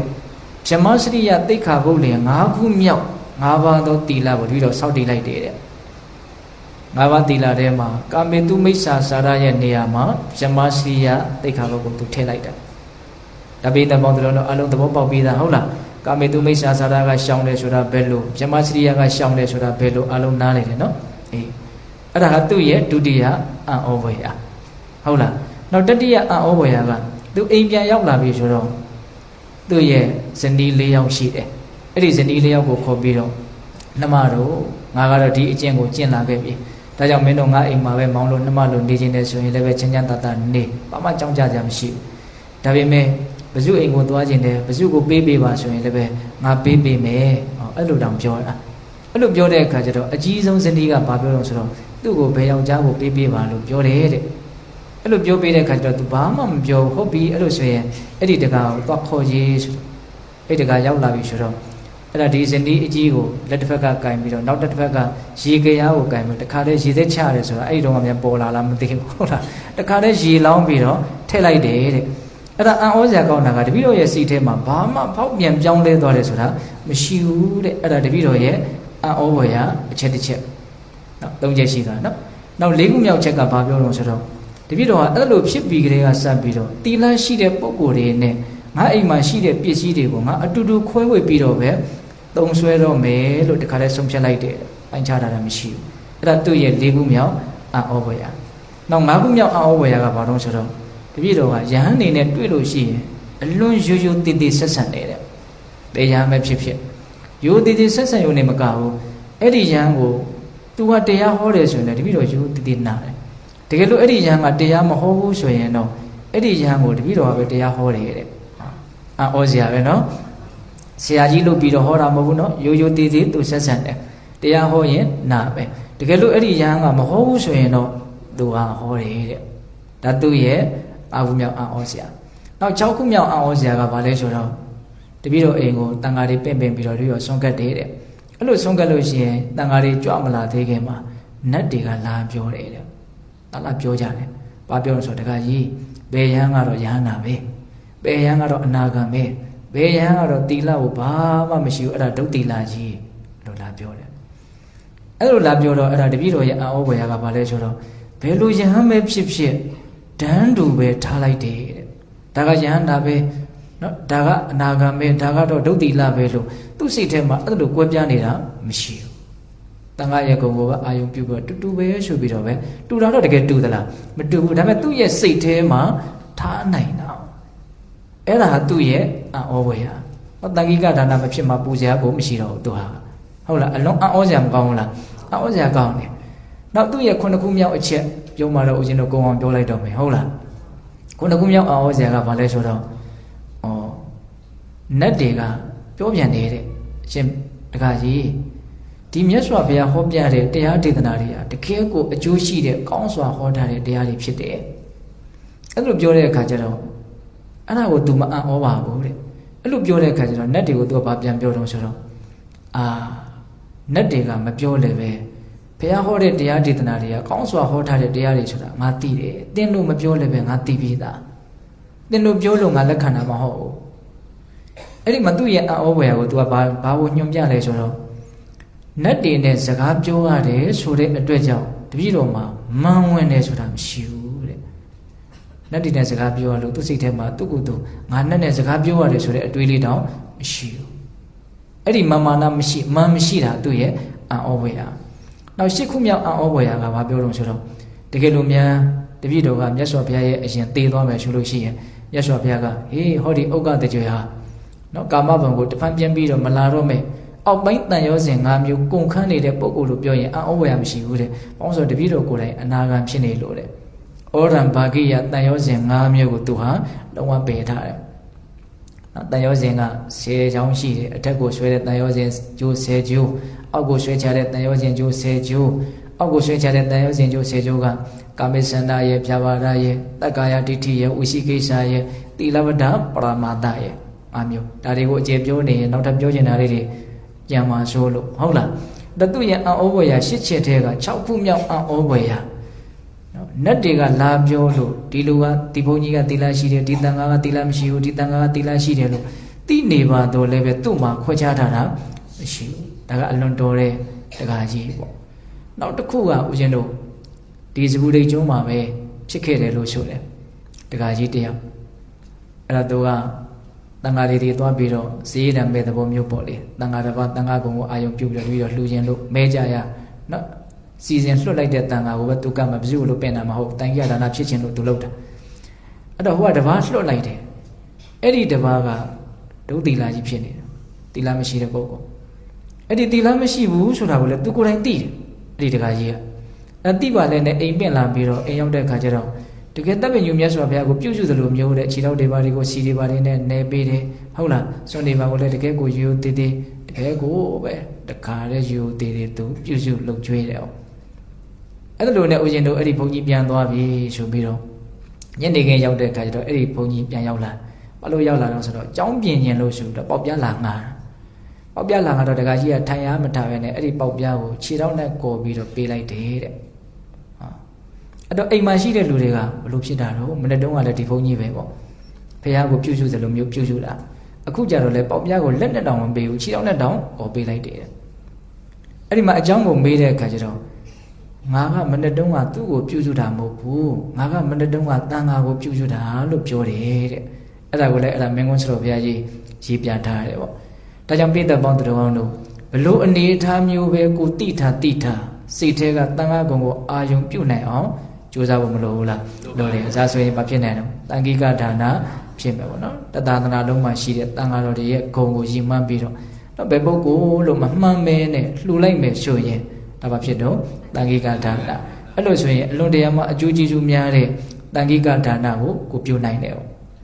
့နောက်ဦးဇင်းတို့ဆက်ပြီးတော့ပြောရင်တာကနော်ဓာတဒါနနဲ့ဘုဇိတဒါနနော်ဓာတဒါနဆိုတာကအလိုဆန္ဒလို့ဆိုတဲ့တဏှာရဲ့ကြီးကျုံအဖြစ်နဲ့လှူလိုက်တဲ့ဒါနဘုဇိတဒါနဆိုတာကအဲ့ဒီအရှင်သခင်စိုးကိုတော်လှန်ပြီးတော့လှူတဲ့တော်လှန်ရေးဒါနဟုတ်လားဒါနဘယ်နှမျိုးလဲ2မျိုးဘယ်ဒါနကပိုမြတ်မလဲဆိုတာတော့အထူးပြောကြမလို့ပေါ့နော်အဲ့ဒီမှာဦးဇင်းတို့ဒါနကောင်းမှုပြုတဲ့အခါမှာဒီဒါနကောင်းမှုရဲ့အကျိုးပေးကိုလိုချင်မမောတဲ့စိတ်နဲ့လှူမယ်ဆိုလို့ရှိရင်ဒါဒါသဒါနဖြစ်တယ်ဟောဒါအလွန်တတိထားတဲ့အကောင်းတယ်နော်ဒါနရဲ့အကျိုးပေးကိုသိဖို့တော့လိုတယ်လိုချင်တဲ့စိတ်တော့မဖြစ်စေရအောင်အလွန်တိမ်မွေ့တယ်လို့ဆိုချင်ပါတယ်ဦးဇင်းကဟုတ်လားအေးဒါကြောင့်ဒီလိုချင်မမောမှုဆိုတာကြီးကြောင့်ရတာမဟုတ်ဘူးဒီအလုပ်ကြောင့်ရတာဆိုတာကိုကွယ်ကွယ်ပြားပြားသိမယ်ဆိုရင်ပို့ပြီးတော့လောဘကိုခွာဖို့လွယ်မယ်ထင်ပါတယ်ဟုတ်တယ်မဟုတ်လားကိုရကျင်လို့ရတာလားရတဲ့အကြောင်းရှိလို့ရတာလားရတဲ့အကြောင်းရှိလို့ရတာအဲ့တော့ရကျင်တာကြီးကဂျာကနေပြီးတော့တက်တက်အပူကြီးဖြစ်နေတာပဲလေကိုရကျင်သည်ဖြစ်စေမရကျင်သည်ဖြစ်စေရတဲ့အကြောင်းရှိရင်ရမယ်အကြောင်းမရှိရင်မရဘူးအဲ့ဒီရကျင်နေတဲ့ကိစ္စကတကယ်တမ်းကအဲ့ဒါအညီအကြီးကတ်သွားတာအဲ့ဒါဒီဓာတဒါနကိုဖြစ်စေတယ်အဲ့ဒါလိုမျိုးမဟုတ်ဘဲနဲ့ဒီလိုလှူရတန်းရတဲ့အတွက်ကြောင့်ဒီတဏှာလောဘလုံးဝကုန်ခန်းရနိဗ္ဗာန်ဆိုတဲ့တရားဓုတရားမြတ်ကိုရဖို့အတွက်ထောက်ပံ့ဖြစ်ပါစေလောဘကုန်ဖို့အတွက်ပဲလောဘအရှင်သခင်ရဲ့လက်အောက်ကလွတ်မြောက်ဖို့ဆိုတဲ့ရည်ရွယ်ချက်နဲ့လှူမယ်ဆိုရင်တော့ဒါအလွန်ကြီးကျယ်မြင့်မြတ်တဲ့ဘုဇိတဒါနဖြစ်သွားတာဟုတ်လားဒီနေရာမှာဦးဇင်းတို့လေဒီဆရာဘုရားကြီးကိုဆရာဘုရားကြီးလက်ထက်ကစေကြီးဥတော်ဆိုတာကမေးဖို့တယ်ပါမေးတယ်ဆိုတော့ဆရာတော်ကြီးဘုရားတဲ့ဒီဘက်ခေတ်မှာလူတွေဟာဒါနကောင်းမှုပြုတဲ့နေရာမှာနိဗ္ဗာန်ကိုလည်းဆုတောင်းကြတယ်ရလို့တဲ့စိတ်နဲ့လုပ်ကြတယ် ဒါပေမဲ့နိဗ္ဗာန်တစ်ခုတည်းမဟုတ်ဘဲနဲ့နိဗ္ဗာန်မရခင်မှာဘာတွေရပါလို့ဘာတွေဖြစ်ရပါလို့အိရှုပြီးတော့ဘဝတံပတ္တိဘောဂတံပတ္တိကိုလည်းပဲညှက်ပြီးတော့တောင်းတကြတာတွေလည်းရှိတယ်တဲ့ဟုတ်လားအဲ့လိုနိဗ္ဗာန်နဲ့ဘဝတံပတ္တိဘောဂတံပတ္တိကိုပေါင်းပြီးတော့ရလို့တဲ့စိတ်နဲ့ဒါနပြုမယ်ဆိုရင်အဲ့ဒီဒါနသည်ပါရမီထိုက်တဲ့ဒါနဖြစ်နိုင်မှာမလားလို့မေးတာမေးတော့ဆရာကြီးကဖြစ်နိုင်တယ်လို့တော့ဖြေတယ်မဖြစ်နိုင်ဘူးမဟုတ်ဖြစ်နိုင်တယ်တဲ့ဒါပေမဲ့လို့နိဗ္ဗာန်ကိုအလွန်နှင်းနှင်းကွေးကွေးမှပဲရလိမ့်မယ်တဲ့ဟောအဖြစ်ဘူးနိဗ္ဗာန်မရဘူးလို့တော့မပြောဘူးသူကအဲ့ဒီမှာဆရာကြီးကသူကဘာကိုတက်တည်ပြတော့ဆိုတော့ဇောတိကတထေကိုတက်တည်ပြတယ်နောက်ဦးဇင်းတို့မြတ်စွာဘုရားလက်ထက်ကဇောတိကတထေဆိုတာနောက်အလွန်မှရှိဖို့ရှိကံကြီးတဲ့ပုဂ္ဂိုလ်ပေါ့နော်မီးနဲ့ချက်ထားတာတော့မစားဘူးနော်မြောက်ကျွန်းသူနဲ့နေတာနော်နတ်တွေဆောက်ပေးတဲ့အိမ်နဲ့နေတာနော်ဗိမိတာရမင်းကြီးရဲ့နောက်ကနေပြီးတော့ဇာတတမင်းသားလေးကလက်ဆွဲလိုက်သွားတော့အော်ငါဖခင်ကတိုင်းပြည်အစိုးရတဲ့လူသားပြောတာဒီတထေးတော့လည်းအိမ်ကမကောင်းပေါ့ငါကြီးလာတော့ဘယင်ဖြစ်ရင်တော့ဒီတထေးအိမ်ကိုတိုက်ခိုက်ပြီးတော့ယူမယ်ဆိုအဲ့ဒီဟာဆိုဆုံးဖြတ်တာအသူရှင်မင်းဖြစ်တော့တကယ်သွားတိုက်တာပဲဒါပေမဲ့တိုက်လို့လည်းမရနော်သူရဲ့လက်မှာလက်ဆွဲ10ခွန်းဆွတ်ထားတာသူသွားတရားနာနေတယ်အဲ့ဒီချိန်မှာသူ့အိမ်မှာနောက်ကနေပေါ့ဇာတတကဝင်တိုက်တာတိုက်လို့မရအဲ့တော့ဝင်တိုက်လို့မရတော့ဖះကြောင်လာတဲ့ခါကျတော့အော်သင်ကတင့်ရဲ့အဆောင်နေနဲ့ပြစ်ထားကြတော့သင်ကဒီမှာလာပြီးတော့ရှောင်းတိန်နေတာလို့ထင်တာနော်သူကဖန်နေမှန်နေကာထားတာသူ့အရေးတွေသူလန့်ပြီးတော့ဇာတတကတိုက်မရအောင်ဒါကိုလက်အောက်ငယ်သားတွေနဲ့ထားခဲ့တာလို့ထင်တာအဲ့တော့ဇောတိကမင်းကြီးတဲ့ငါမပေးလို့ရှိရင်အဲ့ဒီပစ္စည်းတွေကိုပြောနေဒီလက်စွပ်10ခွန်းတောင်သင်ချွတ်လို့မရဘူးလို့ပြောအလွန်အားကောင်းတဲ့အဇာတသက်တွေအဲ့ဒီလက်စွပ်ကိုချွတ်တာချွေးတီးပေါက်ပေါက်တာကြလာတဲ့လက်စွပ်ကချွတ်မသွားအောင်အဲ့ဒီမှာလက်10ချောင်းလုံးအောက်ဆိုင်ပြီးတော့မင်းကြီးလိုချင်တယ်ဆိုရင်ဝေလဲတော်ခံပါဆိုအောက်ဆိုင်တာလက်စွပ်10ခွန်းလုံးအောက်ကိုကျသွားတယ်လို့ဆိုတယ်အဲ့လောက်ဘုံကံကြီးတဲ့ပုဂ္ဂိုလ်တော့ဇောတိကဆိုအဲ့ဒီဇောတိကတတိရဲ့အကြောင်းကိုသက်တည်ပေးတာဆိုတော့ကြီးကအဲ့ဒီဇောတိကတတိနဲ့သူ့ရဲ့အကိုပေါ့နော်တခုသောဘဝတုန်းကဝိပဿနာမြတ်စွာဘုရားမပွင့်ခင်နော်သာသနာ့ဘကာလမှာပိစေကဗုဒ္ဓအရှင်မြတ်တစ်ပါးကိုကြံရည်လှူကြတာညီကို2ယောက်အဲ့ဒါညီကဇောတိကတတိဖြစ်မဲ့လို့အဲ့ဒါညီကို2ယောက်ကြံရည်လှူရင်းနဲ့နော်အခုဖြစ်တဲ့လူကဘလို့စိတ်နဲ့ဒါနပြုလဲဆိုတော့အရှင်ဘုရားတို့တိတဲ့တရားကိုတိပြရစီဒါပဲသူတိပြင်ဘာမှမတောင်းတဒါပေမဲ့ဇောတိကတတိကဘလို့ဆူတောင်းတော့ဇောတိကတတိဖြစ်မဲ့ပုဂ္ဂိုလ်ကအရှင်ဘုရားတို့တိတဲ့တရားတိပြရစီအဲ့ဒီတရားတို့ကိုမတိသေးခင်မှာတပိတော်တည်ဆိုဟောလူဘဝနတ်ဘဝအစည်းတင်ချမ်းသာကိုသူတောင်းတတဲ့စိတ်ပါလာတယ်အဲ့ဒါနဲ့ဆူတောင်းအဲ့ဒါအကူကြီးဖြစ်တဲ့လူကဝိပဿနာမြတ်စွာဘုရားပွင့်တဲ့အခါမှာယန္တာဖြစ်တယ်အဲ့ဒါဇောတိကတတိလောင်းကတော့နော်ဘုရား6ဆူကြောလာပြီးတော့အဲ့ဒါဦးဇင်းတို့မြတ်စွာဘုရားလက်ထက်ကြတော့မှဇောတိကတတိရဲ့လို့လာပြီးတော့ကျွတ်တန်းဝင်တယ်အဲ့ဒါဘာလဲဆိုတော့နိဗ္ဗာန်နဲ့တမ္ပတ္တိကိုနော်ပူးတွဲပြီးတော့ရကျင်တဲ့စိတ်နဲ့ဒါနပြုမယ်ဆိုလို့ရှိရင်တန်တရားမှာကြာတတ်တယ်ဒါကိုဆရာကြီးကပြောပြတယ်အဲ့ဒီနေရာမှာဦးဇင်းတို့ဟောတန်တရားမှာကြာတတ်တယ်ဆိုတာကိုပြောချင်တာတဲ့နောက်ထပ်ဆက်ပြီးတော့ဆရာကြီးတဘာဝယုတ်တိအရာသုံးသပ်ပြတာကိုဦးဇင်းပိုးသဘောကျတယ်အဲ့ဒါကဘာလဲဆိုတော့ဒါနကောင်းမှုပြုတဲ့နေရာမှာတဲ့နော်ဘာဖြစ်ချင်တယ်ဘာရချင်တယ်ဆိုတဲ့နောက်ကလောဘအကြည့်တက်အချွဲတက်အညှိတက်ဟုတ်လားအစေးတက်ဟုတ်လားအဲ့ဒါပါနေမယ်ဆိုလို့ရှိရင်ဖြစ်လျက်ဘဝမှာဒါနကောင်းမှုပြုထားတဲ့အတွက်ကြောင့်ဒါနကောင်းမှုရဲ့အကျိုးပေးကိုတော့သူရမယ်ဒါပေမဲ့လို့အဲ့ဒီဒါနကြောင့်ရထားတဲ့အဲ့ဒီအကျိုးရလဒ်တွေကိုသူကအလွန်တရာမှတွေ့တာမမောလိမ့်မယ်တဲ့ကုသိုလ်လုပ်တုန်းကလောဘအစေးတက်ခြံရံပြီးတော့လှုပ်ထားတဲ့အတွက်ကြောင့်ကုသိုလ်ရဲ့အကျိုးကိုရပြီဆိုတော့လည်းပဲအဲ့ဒီလောဘအစေးတက်ကြီးကတွေ့တာနေတယ်ကန့်ညိနေတယ်သူတော်ကောင်းတရားနဲ့တွေ့တယ်ဆိုရင်တော့မှသူတို့အဲ့ဒါကိုမစွန့်ခွာနိုင်ဘူးအဲ့ဒါမှပဲညှိနေတယ်ကန့်နေတော့တယ်ဟုတ်လားဒါနကောင်းမှုပြုတဲ့အချိန်မှာဒီလောဘအစေးတက်အညှိတက်ကိုမပအောင်လုပ်နိုင်မယ်ဆိုရင်တော့အကျိုးရလဒ်တွေကိုရတဲ့အခါမှာအဲ့ဒီအကျိုးရလဒ်ရဲ့ပုံမှာညှိကပ်တွေ့တာမှုအလွန်နည်းတယ်တဲ့နောက်သူတော်ကောင်းတရားနဲ့တွေ့လို့ရှိရင်အဲ့ဒီစည်းစိမ်ချမ်းသာတွေကိုတာတာလေးသူထားခဲ့နိုင်တယ်ဟုတ်ပဲအလွန်ကောင်းတဲ့တရားနောက်ကိုသူလိုက်သွားနိုင်တယ်အဲ့တော့ဒကာတော်တို့ဦးဇင်းတို့အများကြီးစဉ်းစားရရှိတယ်နော်ပစ္စည်းတွေပေါ်တယ်ပစ္စည်းတွေပေါ်ဖို့ကဗราဏလားအဲ့ဒီပစ္စည်းတွေရဲ့ပုံမှာညှိကပ်တွေ့တာမှုရှိမှုမရှိမှုကပို့ပြီးတော့ဗราဏကြလားဆိုတာကိုစဉ်းစားဖို့မလိုဘူးလားညှိကပ်တွေ့တာနေမယ်ဆိုရင်ဒါဒုက္ခဖြစ်တော့တာပဲလေဟုတ်တယ်မဟုတ်လားဒုက္ခဖြစ်တော့တာဒီဥစ္စာကဒါကနားလည်ဖို့တော့တော်တော်အရေးကြီးတယ်လို့ဦးဇင်းကထင်ပါတယ်ဟုတ်လားအေးဒါကြောင့်ပိဿပေါင်းသူတော်ကောင်းတို့ပစ္စည်းတွေပေါ်တော့လည်းပဲ အဲ့ဒီပေါ်များနေတဲ့ပစ္စည်းတွေရဲ့ပုံမှာညှိကပ်တွေ့တာမှုမရှိဘူးဆိုရင်အလွန်အကျိုးအထူးမကောင်းဘူးလားအလွန်ကောင်းတယ်နော်ဒါကိုသုံးလို့ရတာပဲလေဟုတ်လားညှိကပ်တွေ့တာမှုရှိသည်ဖြစ်စေမရှိသည်ဖြစ်စေဒါကိုဟာတွေပဲသုံးရင်နိုင်သုံးလို့ရနေတာပဲဒါပေမဲ့ညှိကပ်တွေ့တာနေမယ်ဆိုတော့နှမျိုးမှုတွေဝန်တုံမှုတွေညှိမှုတွေတွေ့မှုတွေနဲ့အဖြစ်နေတော့ဒုက္ခရအောင်ဟုတ်လားဒါကြောင့်သူတော်ကောင်းတရားနဲ့တွေ့တဲ့အခါမှာအဲ့ဒီလုပ်ငန်းကိစ္စတွေအဲ့ဒီအရာတွေရဲ့အပေါ်မှာကိုမစွန့်နိုင်ဘူးမလွတ်နိုင်ဘူးဆိုရင်ဒါကိုဝေဖန်ရမယ်။အော်ငါဒါနကောင်းမှုပြုတော့ကလောဘတွေမြန်ချမ်းရံခဲ့သလား။လောဘတွေချမ်းရံခဲ့ရင်အကျိုးရလက်ရတဲ့အခါမှာလောဘတွေဖြစ်နေလိမ့်မယ်။အဲ့ဒီချက်စဉ်းစားတယ်မကောင်းဘူးလား။ကောင်းတယ်နော်။ဒါကြောင့်ဦးဇင်းတို့ပေးတဲ့ပုံသူတော်ကောင်းတို့ဒါသဒါနနဲ့ဘုဇိတဒါနဆိုပြီးတော့ဒီနှစ်ပါးမှာနော်ဘုဇိတဒါနဖြစ်အောင်နော်တဏှာဆိုတဲ့အရှင်သခင်စိုးကိုတော်လှန်တဲ့အနေအထားမျိုးနဲ့ပြုတဲ့ဒါနမျိုးဖြစ်အောင်ကြိုးစားဖို့မလိုဘူးလားလိုတယ်အေးဒါကဦးဇင်းတို့ဒါနတွေနဲ့ပတ်သက်ပြီးတော့အများကြီးပြောခဲ့တယ်ပေါ့နော်ဘယ်လိုပြုမလဲဆိုတာနဲ့ပတ်သက်ပြီးတော့အဲ့ဒီတည်းကဦးဇင်းတို့အင်္ဂုတ္တပါဠိတော်အထက်ကနိပတ်ထဲမှာလာတဲ့ဒါန၈မျိုးဆိုတော့မြတ်စွာဘုရားဟောတာရှိတယ်အဲ့ဒီဒါန၈မျိုးဆိုပြီးတော့ဟောတဲ့သုတ်တန်နှစ်ပုဒ်ထဲမှာနောက်ဆုံးဒါနပြုတဲ့နည်းကလေးအဲ့ဒါကိုအလွန်မြင့်မြတ်တယ်ဆိုပြီးတော့ပြောတာရှိတယ်အဲ့ဒါကဘယ်လိုပြုတာတော့ဆိုတော့စိတ်တလင်္ကာရစိတ်တပရိခါရတံဒါနံဒေတိစိတ်ရဲ့အစင်တစားစိတ်ကိုကောင်းကောင်းစောင့်ရှောက်ဖို့အတွက်သမထဝိပဿနာကိုအကျိုးကျေးဇူးပြုပါစေဆိုတဲ့စိတ်နဲ့ဒါနကောင်းမှုကိုပြုတာတဲ့ဟောဒါလေးကအလွန်မှတ်စရာကောင်းနော်ဒါနကောင်းမှုပြုတာကိုကိုယ့်ရဲ့တမာတိတွေပညာတွေပို့ပြီးတော့နော်ထက်ထက်တန်တန်ဖြစ်ပါစေငါရဲ့စိတ်ကလေးကြည်လင်ပြီးတော့ဒီဒါနကောင်းမှုကအဲ့ဒီသမထဝိပဿနာကိုအများကြီးအကျိုးကျေးဇူးပြုပါစေဆိုတဲ့စိတ်နဲ့ဒါနကောင်းမှုပြုမယ်ဆိုရင်အဲ့ဒီဒါနအလွန်မှမြင့်မြတ်တယ်လို့ဆိုတယ်။တော့စိတ်ကြည်လင်မှုရှိသွားပြီဆိုရင်အဲ့ဒါတရားအထောက်အတာပို့ပြီးတော့အဆင်ပြေတဲ့အပိုင်းအများကြီးရှိနိုင်တယ်။ဟုတ်လား။အဲ့တော့ဦးဇင်းတို့အရက်စကားနဲ့နားလည်အောင်ပြောရမယ်ဆိုရင်တော့တရားအထောက်အတာပို့ပြီးတော့အဆင်ပြေအောင်ဆိုတဲ့ရည်ရွယ်ချက်နဲ့ဒါနပြုတာလည်းရှိတယ်လို့နားလည်ဖို့လိုတယ်။ဟုတ်လား။နိဗ္ဗာန်ကိုရည်ရွယ်ပြီးတော့ဒါနပြုတာလည်းရှိတယ်နော်အခုလုံးလုံးစေကိုလုပ်နေတဲ့ဒီမြင့်မြတ်တဲ့လုပ်ငန်းစဉ်ကိုအထောက်အကူပြုဖို့ဆိုတဲ့ရည်ရွယ်ချက်နဲ့ဒါနပြုတာကမရှိဘူးလားရှိတယ်နော်ဒါမြတ်စွာဘုရားဟောပြထားလို့သိရတာဟုတ်လားဒါကြောင့်ပြည်သက်ပေါင်းတော်ကောင်းတို့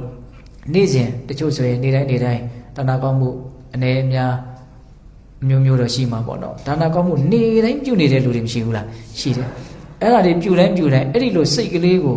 ဥတက်ပေးနိုင်မကောင်းဘူးလာ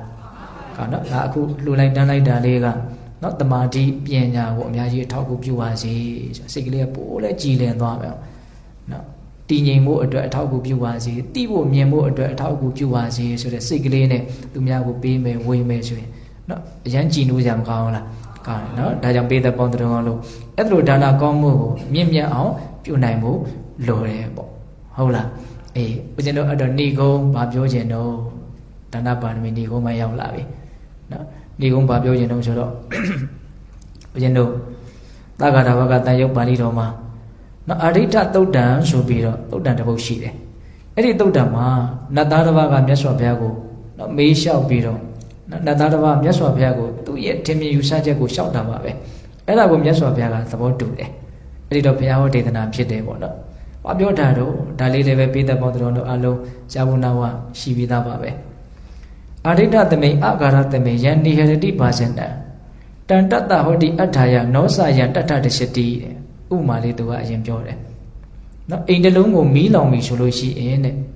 အဲ့ဒီမီးလောင်နေတဲ့အိမ်တွေကနေပြီးတော့သုံးလို့ရမယ့်အရာတွေကိုမီးထဲပါမအောင်ပါမတော့အောင်ဆွဲထုတ်ဖို့လိုတယ်တဲ့ဆွဲမထုတ်နိုင်ဘူးဆိုရင်အဲ့ဒီပစ္စည်းတွေကမီးထဲပါသွားမယ်ဆွဲထုတ်နိုင်တဲ့ပစ္စည်းကတော့ကိုယ့်အတွက်အကျိုးရှိတယ်တဲ့နော်တန်တတ္တဟောတိအထာယမိတော်အိမ်တွေကဆွဲထုတ်လိုက်နေတဲ့ပစ္စည်းဟာကိုယ့်အတွက်အသုံးတည့်တယ်ကိုယ့်အတွက်အကျိုးရှိတယ်နော်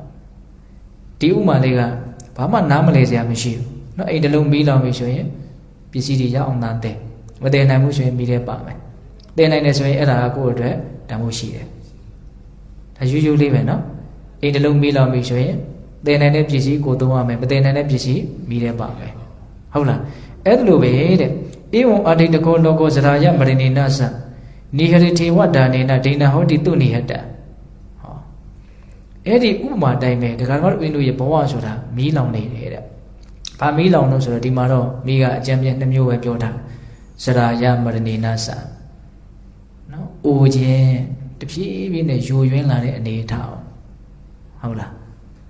းဒါကိုမီးလို့သုံးတယ်နောက်မရဏတဲ့နောက်ဆုံးဝိတ္တန္တနာလုံးဝဖျို့ဖျဲပြိုကွဲပြီးတော့ပျက်စီးသွားမယ်အနေအထားအဲ့ဒီကိုရှေ့ရှုမနေဘူးလားရှေ့ရှုနေရတော့အဲ့ဒီဇရာမရဏဆိုတဲ့မီးလောင်နေတဲ့ဒီဘဝဒီခန္ဓာဒီအနေအထားအဲ့ဒီမီးလောင်နေတဲ့နေရာတွေကနေပြီးတော့အနေအထားတွေကနေပြီးတော့ဒါနကောင်းမှုဆိုတဲ့ကိုယ့်အတွက်သုံးလို့ရမယ်တန်ဖိုးရှိတဲ့ရာကိုဆွဲပြီးတော့ထုံနိုင်ရမယ်တကယ်လို့ဆွဲမထုံနိုင်ဘူးဆိုရင်အဲ့ဒါတွေကဘာဖြစ်သွားလဲမီးထဲပါသွားမယ်ဆွဲထုံနိုင်တဲ့ပစ္စည်းကဒိဏဟောတိတုနိယတအဲ့ဒါကိုယ့်အတွက်အများကြီးအကျိုးရှိတယ်တဲ့ချမ်းသာဒုက္ခကိုဖြစ်စေလိမ့်မယ်အဲ့တော့ဒီနေရာမှာဦးဇင်းကပြောချင်တာကတူတူလေးနော်ဒါပေမဲ့ထိထိမိမိလေးလည်းဖြစ်ချင်တယ်ဒီအနေအထားကြီးကကိုကအသုံးမချလိုက်နိုင်လည်းပဲတစ်ချိန်ကြာရင်တော့ပျက်စီးသွားမှာပြောချင်တာကကိုကမစွန့်မလွှတ်ရင်လည်းတစ်ချိန်ကြာရင်တော့စွန့်လွှတ်ခဲ့ရမှာပဲဟုတ်လားဒါကိုသဘောပေါက်စေချင်တာအဲ့တော့ကိုယ့်ရဲ့ဉာဏ်ကလေးကိုယ့်ရဲ့စိတ်လေးနဲ့ဒါကိုစွန့်နိုင်လွှတ်နိုင်အောင်ကြိုးစားမယ်ဆိုရင်ကိုယ့်အတွက်အများကြီးမရှိဘူးလာ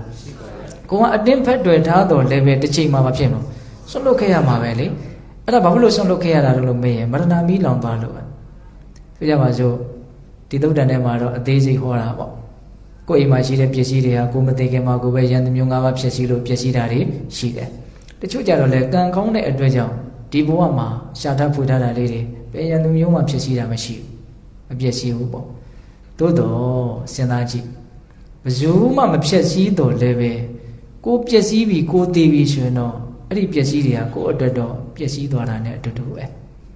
ဒါကိုနားလည်ဖို့လိုတယ်နော်အဲ့ဆိုကိုသုံးလို့ရသေးသလားမရတော့ဘူးကိုဘာမှအဲ့ဒါကိုချေလေလို့လည်းမရတော့ဘူးကိုအတွက်ဘာမှလည်းအသုံးမဝင်တော့ဘူးပေါ့နော်အဲ့ဒါကိုဇရာမရဏမီးလောင်နေလို့နားလည်ဖို့လိုတယ်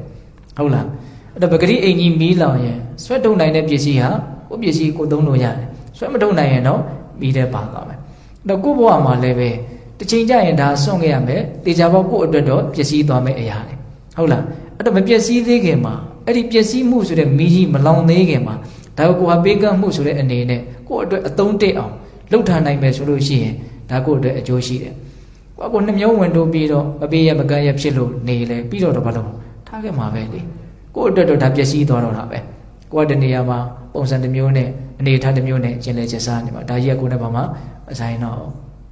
ဒါအလွန်စဉ်းစားကြစရာကောင်းတဲ့ဟောပြောချက်လို့ဦးဇင်းကတော့ထင်ပါတယ်။ဟုတ်ရဲ့လား။ဒါကြောင့်ပေးတဲ့ပေါင်းတော်ပေါင်းတို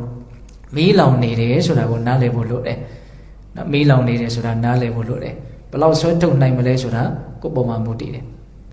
ဟုတ်လား။အဲ့တော့ဒီနေရာမှာဦးဇင်းတို့ဒီသုတ်တန်လေးကအလွန်မှလည်းပဲမျှမျှတတရှိတယ်ဟော။ပစ္စည်းကိုတဲ့သုံးလဲသုံးရမယ်ပေးလဲပေးရမယ်။တချို့ကသုံးလဲမသုံးနိုင်ဘူးပေးလဲမပေးနိုင်။ပေးတဲ့အဆင့်ကိုပြောနေကိုယ့်ကိုသုံးတာတောင်မသုံးနိုင်ကိုတောင်မှတိတ်ပြီးတော့မတရားဘူးပေါ့အဲ့လောက်ထိတွေ့တာကန့်ညိနေတဲ့လူတွေနော်အတွက်အချက်လွဲချော်နေကြတဲ့လူတွေအများကြီးမရှိဘူးလားရှိတယ်ပြီးတော့ဘာဖြစ်တုံးဆိုတော့အကုန်လုံးထားခဲ့တာပဲပြီးတော့သူများကြည့်ရတာကိုလည်းခံရလိမ့်မယ်အသုံးမကျလိုက်တဲ့လူရှာုံပဲရှာတော့ဘာမှပြီးပြင်းမသုံးတတ်ဘူးဆိုတာကြီးကအကဲ့ရမခံရဘူးလားကဲ့ခံရတယ်နော်ဒါကြောင့်ပေးတဲ့ပေါင်းတော်ပစ္စည်းဥစ္စာဆိုတာရှာဖွေတတ်တဲ့အပိုင်းနဲ့သုံးဆွဲတတ်တဲ့အပိုင်းကပို့ပြီးတော့တောင်မှပညာသားပါမယ်လို့ဦးဇင်းကထင်တယ်ဟုတ်လားအများစုကရှာပဲရှာတတ်တာများတယ်သုံးတတ်တဲ့အပိုင်းသိပြီးတော့မရှိဘူးဒါကြောင့်ဘုရားလောင်းတော်ကောင်းကြီးများစဉ်းစားတဲ့အခန်းတွေမှာအဲ့ဒါလေးတွေပါတယ်ငါဘောငါပြီးမှများပစ္စည်းတွေကိုရှာုံပဲရှာတော့တယ်သူတို့နောက်ပါအောင်ယူမသွားပါလားနော်ဒါသူတို့စဉ်းစားတာနော်ငါကတော့ပစ္စည်းတွေကိုပါအောင်ယူမယ်အဲ့လိုဆိုရင်အကုန်လုံးယူသွားအကုန်လုံးလူသွားတကောကောင်းဆန်တယ်လို့ဒီလိုများဆွဆွဲကြအောင်မလားတော့မသိဒီလိုမဟုတ်ပါဘူးအဲ့လိုလုပ်နိုင်တဲ့လူကလည်းအလွန်မှရှားမှာပါဟုတ်လားအဲ့တော့ဦးဇင်းတို့ပေးတဲ့ပေါင်းတော်ကောင်းတို့နော်မီးလောင်နေတဲ့အိမ်ကြီးနဲ့ဥပမာပေးပြီးတော့ငါအသုံးမချရင်တော့ဒါမီးထဲပါသွားမှာပဲဆိုတာကိုနားလည်ဖို့လိုတယ်ဒါကြောင့်မီးထဲမပါသေးခင်မှာသုံးလဲသုံးရမယ်ပေးလဲပေးရမယ်ကောင်းကောင်းအသုံးချနိုင်ဖို့လိုတယ်ဟုတ်လားတိုးတော်လည်းပဲဒီသဘာဝကြတဲ့ဒီအမြင်ကနော်လောဘနဲ့ရှင်ပြီးတော့တွေးမယ်ဆိုရင်တော့သိပြီးတော့လက်ခံနိုင်မှာမဟုတ်ဘူးဟုတ်တယ်မဟုတ်လားညီကတွေ့တာမှုတွေနဲ့စဉ်းစားမယ်ဆိုရင်တော့သိပြီးတော့စိတ်ထဲမှာသဘောကျမှာမဟုတ်ဘူးပေါ့သို့တော်လည်းပဲဒါဟာစစ်မှန်တဲ့နောက်ကောင်းကျိုးချမ်းသာကိုရနိုင်တဲ့သဘာဝကျတဲ့အမြင်တစ်ခုလို့တော့မဆိုနိုင်ဘူးလားဆိုနိုင်တယ်ဒါကဒီကုန်းပိုင်းလေးပြောတာပါ ဟုတ်လားဒါကြောင့်ဒါနပါရမီနဲ့ပတ်သက်ပြီးတော့တရားဓမ္မတို့ဦးဇင်းတို့တွေဖရာလောင်းနေမဟုတ်တဲ့အတွက်ကြောင့်လည်းပဲအိုးကြီးတစ်လုံးလုံးမှောက်လိုက်တယ်လို့မျိုးတော့လည်းမလုံးနိုင်ဘူးပေါ့ဟုတ်လားဒါကြောင့်စောစောတုန်းကနေတန်းတုန်းကပြောရတယ်မို့လားအိုးကြီးမှောက်တဲ့လောက်မလုံးနိုင်အောင်တော့မှစောင်းတဲ့လောက်ကလေးတော့လုံးနိုင်ဖို့တော့မလိုဘူးလားအကိုလုံးနိုင်ရင်လုံးနိုင်တဲ့လောက်ကိုယ့်အတွက်ကောင်းကျိုးရှိမှာပါပဲဟုတ်တယ်မို့လားဒါကဦးဇင်းကရှော့ပေါ့ပြီးတော့ပြောတာပေါ့နော်ဒါကြောင့်ပိဿပေါင်းသူတော်ကောင်းတို့ဒီအာရိတ္တသုတ်တန်လေးနဲ့ပဲဦးဇင်းတို့နော်ဒါနပါရမီကိုညီကုံချုပ်တာပေါ့နော်အဲ့တော့ဦးဇင်းတို့ပြောခဲ့တာတွေအကုန်လုံးပြန်ပြီးတော့အနှစ်ချုပ်ကြည့်မယ်နော်ပြောခဲ့တာတွေအကုန်လုံးပြန်ပြီးတော့အနှစ်ချုပ်ကြည့်မယ်ဟုတ်လားနော်ပါရမီဆိုတာမြင့်မြတ်သောပုဂ္ဂိုလ်တို့ရဲ့အလုပ်ပါရမီဆိုတာနိဗ္ဗာန်တည်းဟူသောတစ်ဖက်ကန်းကိုရောက်သွားစေတဲ့ပို့ပေးနိုင်တဲ့အလုပ်ဒါပါရမီပဲအဲ့ဒီပါရမီ7ပါးရှိတဲ့နောက်ကဒီနေ့ဒါနပါရမီဆိုပြီးတော့သူမိတာရှင်ရဲ့သိသူ့ကိုယ်သူဆုံးမတဲ့အနေထားလေးကနေဒါဦးဇင်းတို့စပြီးတော့ပြောတယ်ဒါနရဲ့အကျိုးကျေးဇူးများပြားပုံတွေအကျိုးကျေးဇူးများပြားပုံတွေကိုသိဖို့လည်းလိုအပ်ပုံတွေဒါပြောလိုက်တယ်နော်သိပြီးတော့ပြုတာနဲ့မသိဘဲနဲ့ပြုတာနဲ့အကျိုးပေးခြင်းမတူဘူးဟုတ်လားဒါကြောင့်ဒါနရဲ့အကျိုးပေးတွေကိုသိဖို့လည်းလိုတယ်ပြီးတော့ဒီအကျိုးပေးအလွန်များပြားတဲ့ဒါနကောင်းမှုကိုနီးမှန်လမ်းမှစနစ်တကျပြုလုပ်တတ်ဖို့လည်းလိုတယ်အဲ့ဒီပြုလုပ်တတ်ဖို့အပိုင်းနဲ့ပတ်သက်ပြီးတော့ဦးဇင်းတို့ဣဇတိကဒါနဘာဟိတဒါနဆိုတာပြောခဲ့တယ်အာမိတဒါနဓမ္မဒါနဆိုတာပြောခဲ့တယ်သာဝိဇ္ဇဒါနအနဝိဇ္ဇဒါနဆိုတာလည်းပြောခဲ့တယ်ပုဂ္ဂလိကဒါနတန်ခိကဒါနဆိုတာလည်းပြောခဲ့တယ်နော်ဒါသဒါနပုဇိတဒါနဆိုပြီးတော့ကျွန်းအလှတော်လှန်ရေးအလှဆိုတာလည်းပြောခဲ့တယ်နောက်ပြီးတော့ကိုယ့်ရဲ့စိတ်ကိုနော်ကောင်းမြတ်တဲ့ဒီဒါနလေးနဲ့အစဉ်တစားအနေနဲ့ဆင်ပြီးတော့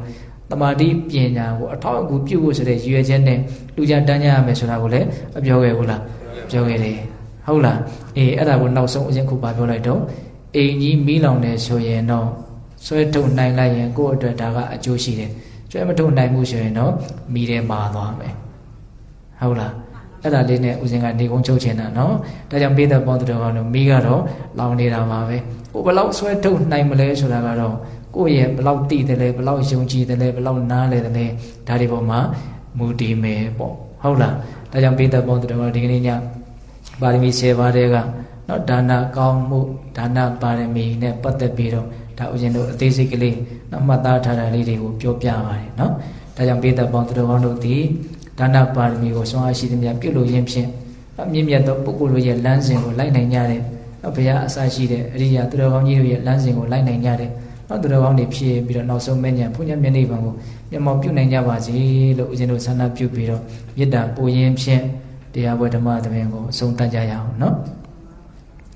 ဘဝတုသဗ္ဗမင်္ဂလာရကံတုသဗ္ဗဒေဝတာသဗ္ဗဗုဒ္ဓနုဝဝေနတရာဒုက္ခိဝန္တုတေဘဝတုသဗ္ဗမင်္ဂလာရကံတုသဗ္ဗဒေဝတာသဗ္ဗဓမ္မနုဝဝေနတရာဒုက္ခိဝန္တုတေဘဝတုသဗ္ဗမင်္ဂလာရကံတုသဗ္ဗဒေဝတာသဗ္ဗသံဃာနုဝဝေနတရာဒုက္ခိဝန္တုတေဒေတုံဝကတေတေယနာပိသပေါင်းသူတော်ကောင်းတို့စားတာအလုံးသောတတ္တဝအနန္တတို့အားသဗ္ဗမင်္ဂလာလောကီလောကုတ္တရာကောင်းဆိုသည်မြတ်မင်္ဂလာဝဝတိဘဝတို့ကောင်းစွာမသွေဖြစ်တော်မူကြပါစေတည်းသဗ္ဗဒေဝတာမိမိတို့ခန္ဓာကိုယ်မှာစောင့်ကြနေကြကုန်သောနတ်မိမိတို့အိမ်မှာစောင့်ကြနေကြကုန်သောနတ်မိမိတို့သာသနာမိမိတို့ကဘာမှာစောင့်ကြနေကြကုန်သောနတ်မြတ်နာကောင်းနာပေါင်းတို့ကလည်းပဲရက္ခဏတို့ကောင်းစွာမသွေစောင့်ရှောက်တော်မူနိုင်ကြပါစေတည်းသဗ္ဗဗုဒ္ဓနုဘဝေနကင်္ဂဝါလူသေးစုမကပွင့်တော်မူကြတဲ့ဆိုသလိုဒါပါဘုရားရှင်ကိုတော်မြတ်တို့ရဲ့တကူတည်ဆုံးအနုဘောတော်တို့ကြောင့်၎င်းသဗ္ဗဓမ္မနုဘဝေနမေလီတံဖိုလီတံနိဗ္ဗာန်မတရားတရားဆိုသောစေတသောတရားတော်မြတ်တို့ရဲ့တကူတည်ဆုံးအနုဘောတော်တို့ကြောင့်၎င်းသဗ္ဗသံဃာနုဘဝေနမေကထံလေးရောက်ပလထံလေးရောက်ဆိုသောရှေယောတော်ရိယသံဃာရှင်မြတ်တို့နဲ့တကွာသီလဂုဏ်သမာဓိဂုဏ်ပညာဂုဏ်တို့နဲ့ပြည့်စုံတော်မူကြတဲ့သမုဒိတံဃာအရှင်ကောင်းရှင်မြတ်ပေါင်းတို့ရဲ့တခုတည်းသောအာနုဘောတော်တို့ကြောင့်၎င်းတရားနေရောညမှာဘေခမဆိုင်ခြင်းရှိတိုင်းဒုက္ခိကိုစိတ်နှပြချမ်းမှချမ်းသာခြင်းရှိကြကုန်သည်ဘဝတို့ကောင်းစွာမသွေဖြစ်တော်မူကြပါစေတည်း